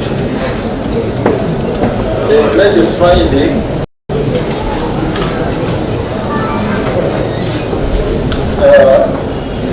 what has got non-erosive gut, GER, gastroesophageal reflux disease, and elphagia, which causes breaking and mild hiatus hernia. Your worship, if I may explain to you, hiatus hernia is some complication in the gut here, around the sphincter muscles here, the diaphragm here. You get the stomach bulging towards the gut, so that whatever contents you have in the stomach, which are highly acidic, they spill over back to the gut, causing what they call acid reflux, regurgitation, and in the end, they may cause lower esophageal cancer. There's what they call lower esophageal sphincter. It is now that lower esophageal sphincter is now flabby. So I have to lie almost, if I'm sleep, the head, I'm not supposed to sleep flat. I am supposed to lean upwards like this. Just keep the contents down so that there is no overflow of acidity and food from the stomach back to the gut. It is so scorching and is likely to cause cancer of the esophagus if not attended to. So this hiatus hernia requires surgical operation. They have to operate it and remove that part which is protruding, that part of the stomach that is protruding into the gut, so that you can have the food contents contained within the stomach. And this is a very serious problem, Your Worship. For now, the recommended specialized diet which can help me manage, but I can't afford it, I cannot have it here. You know the conditions under which I'm handling. Unless I am admitted, I'm given that special diet, it's not possible. So what I'm now doing is to constantly use what they call NBS, proton pump inhibitors, to contain the production of acid, and also all sorts of types of antacids, like suspensions, like syrups and chewables and all those sorts of antacids, so that I can keep controlling the acid reflux and acid production. But that is a temporary measure. Even that is a temporary measure. The lifestyle change is a temporary measure. All I need is to have a surgery so that they deal with that hiatus hernia that is causing a serious danger of having gut cancer. So finally, the final, Your Worship, they may be finding that and this is actually not a finding. Lukwago should continue his current treatment for hypertension. No doubt have known cases of hypertension for the last 10 years have been on medication. And this problem gets worse with all this complication, the cocktail, these health challenges. In the end, they complicate the issue of hypertension. So now it may be now relatively contained because of the suppressive mechanisms we are using to deal with these other complications. And the cardiologists have also advised if I continue with this sleeping posture to contain the issue of gut, gastroesophageal reflux disease, or gastritis, then it affects blood saturation. I will have again to raise my legs up so that as I sleep, so that blood flows, to ease blood saturation. Now you can imagine, I have that, all these problems. The gastroenterologists who are part of this team have advised me to have this particular sleeping posture with the head leaning up. The neurosurgeons advised me to sleep on an orthopedic mattress which is hard and lie a little flat, not raise myself. Cardiologist Mr. Momo and the others advised me to raise the legs up. Then meanwhile, the pulmonologist, that is Professor Rodri and the team, they advised me to keep in a well-ventilated place. Yet you know the conditions of the prisons. The prisons are not well-ventilated. So in a nutshell, Your Worship, I am sentenced to death. I am condemned to death. If no rescue is made to get my situation addressed as advised by the consultants from Lukwago, it's a death sentence for me. And all I can say to Allah, if you don't take me, my Lord, the God who created me, kindly take me without a lot of pain. If I may make a last prayer, your worship, instead of taking me through all this pain, I've been put on some palliative care so that I die a less painful death. Otherwise, the pain is too much. I know how to die. I know all of us will die, but I wouldn't want to die a painful death. I beg you.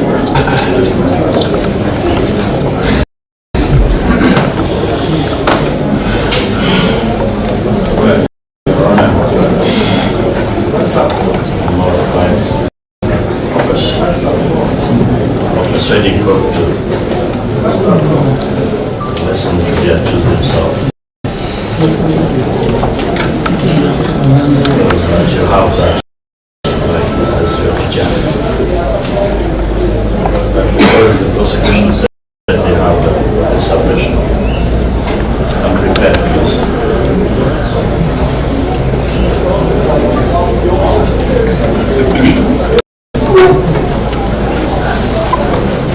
Our submission, which comes with the attention of the court, was that the matter had been adjourned for issue.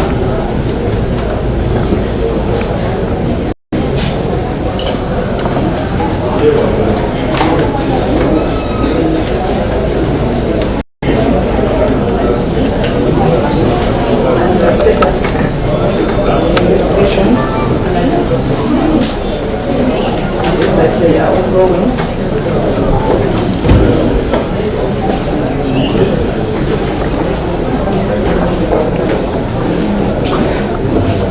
And therefore, in light of the fact that we are sitting here, so it has not yet been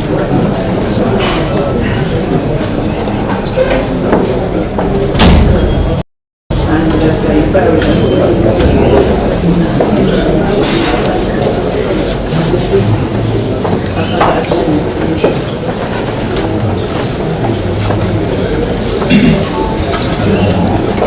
Judge, we have no liberty to comment on this the prayer for adjournment.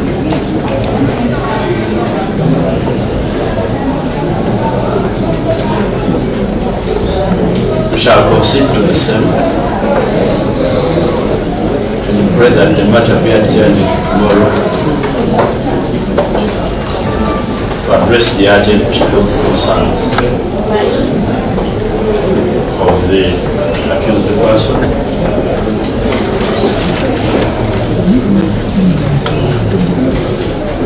Which address apparently may only be ordered from what you said by the presiding chief magistrate.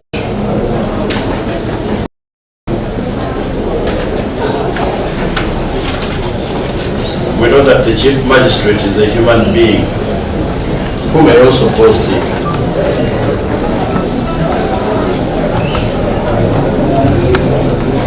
Pray and hope that her sickness is not to the extent of our client, of our client's condition. And therefore that she will be in a position to give direction in this case. Tomorrow,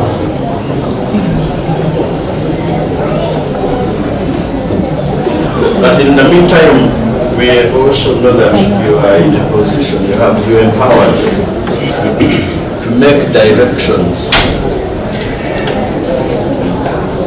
in the management of the prisoner.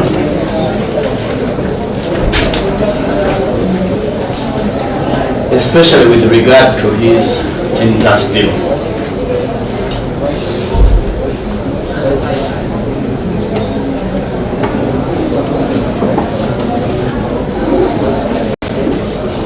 If the prison's authorities that gambled with its physics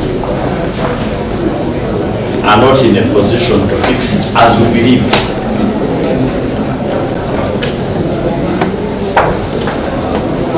we seek for orders that the bill be released to the family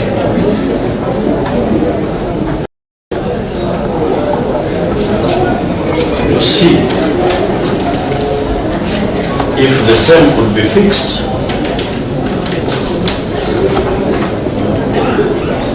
And if not,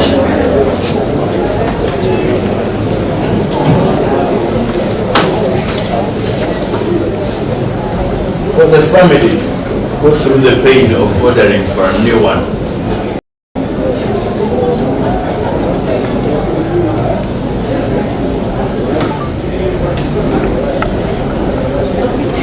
Assuming for the next 3 months, which the period takes, the intended beneficiary will still be in a position to use it.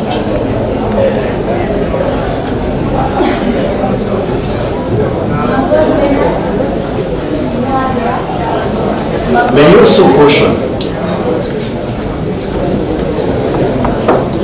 the overzealous prison officers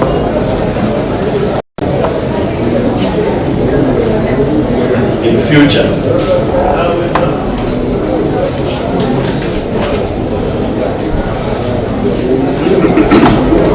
We can concentrate on what they know. And basically, mostly all they know is manual.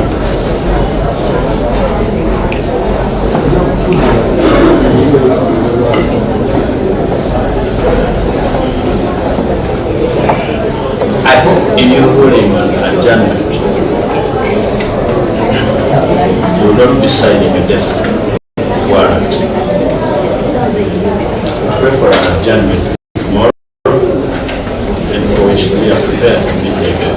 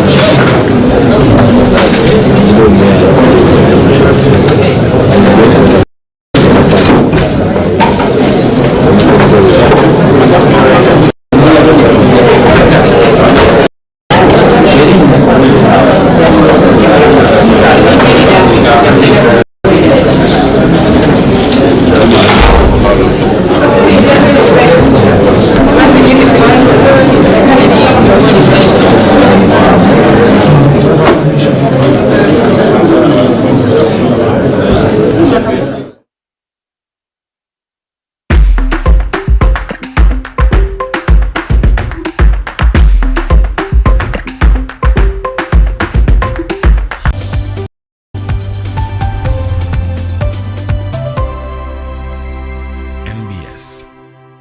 Always.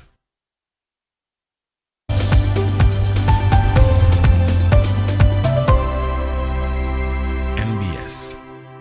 Always. Oh no, mumanyi! Omtegera bulungi! Michael Wu! Atuuse kuserena chal mu Kampala nga lumu August musojja atumye King Michael Coronation Concert shilingi $25,000 emmeeza y'abantu 8 ya $3 King Michael agenda kuba endongo lukoba ku lukoba after hit awulikiddwa akabayimbi ba best be bonna ono dancehall star mujja mumwerabireko.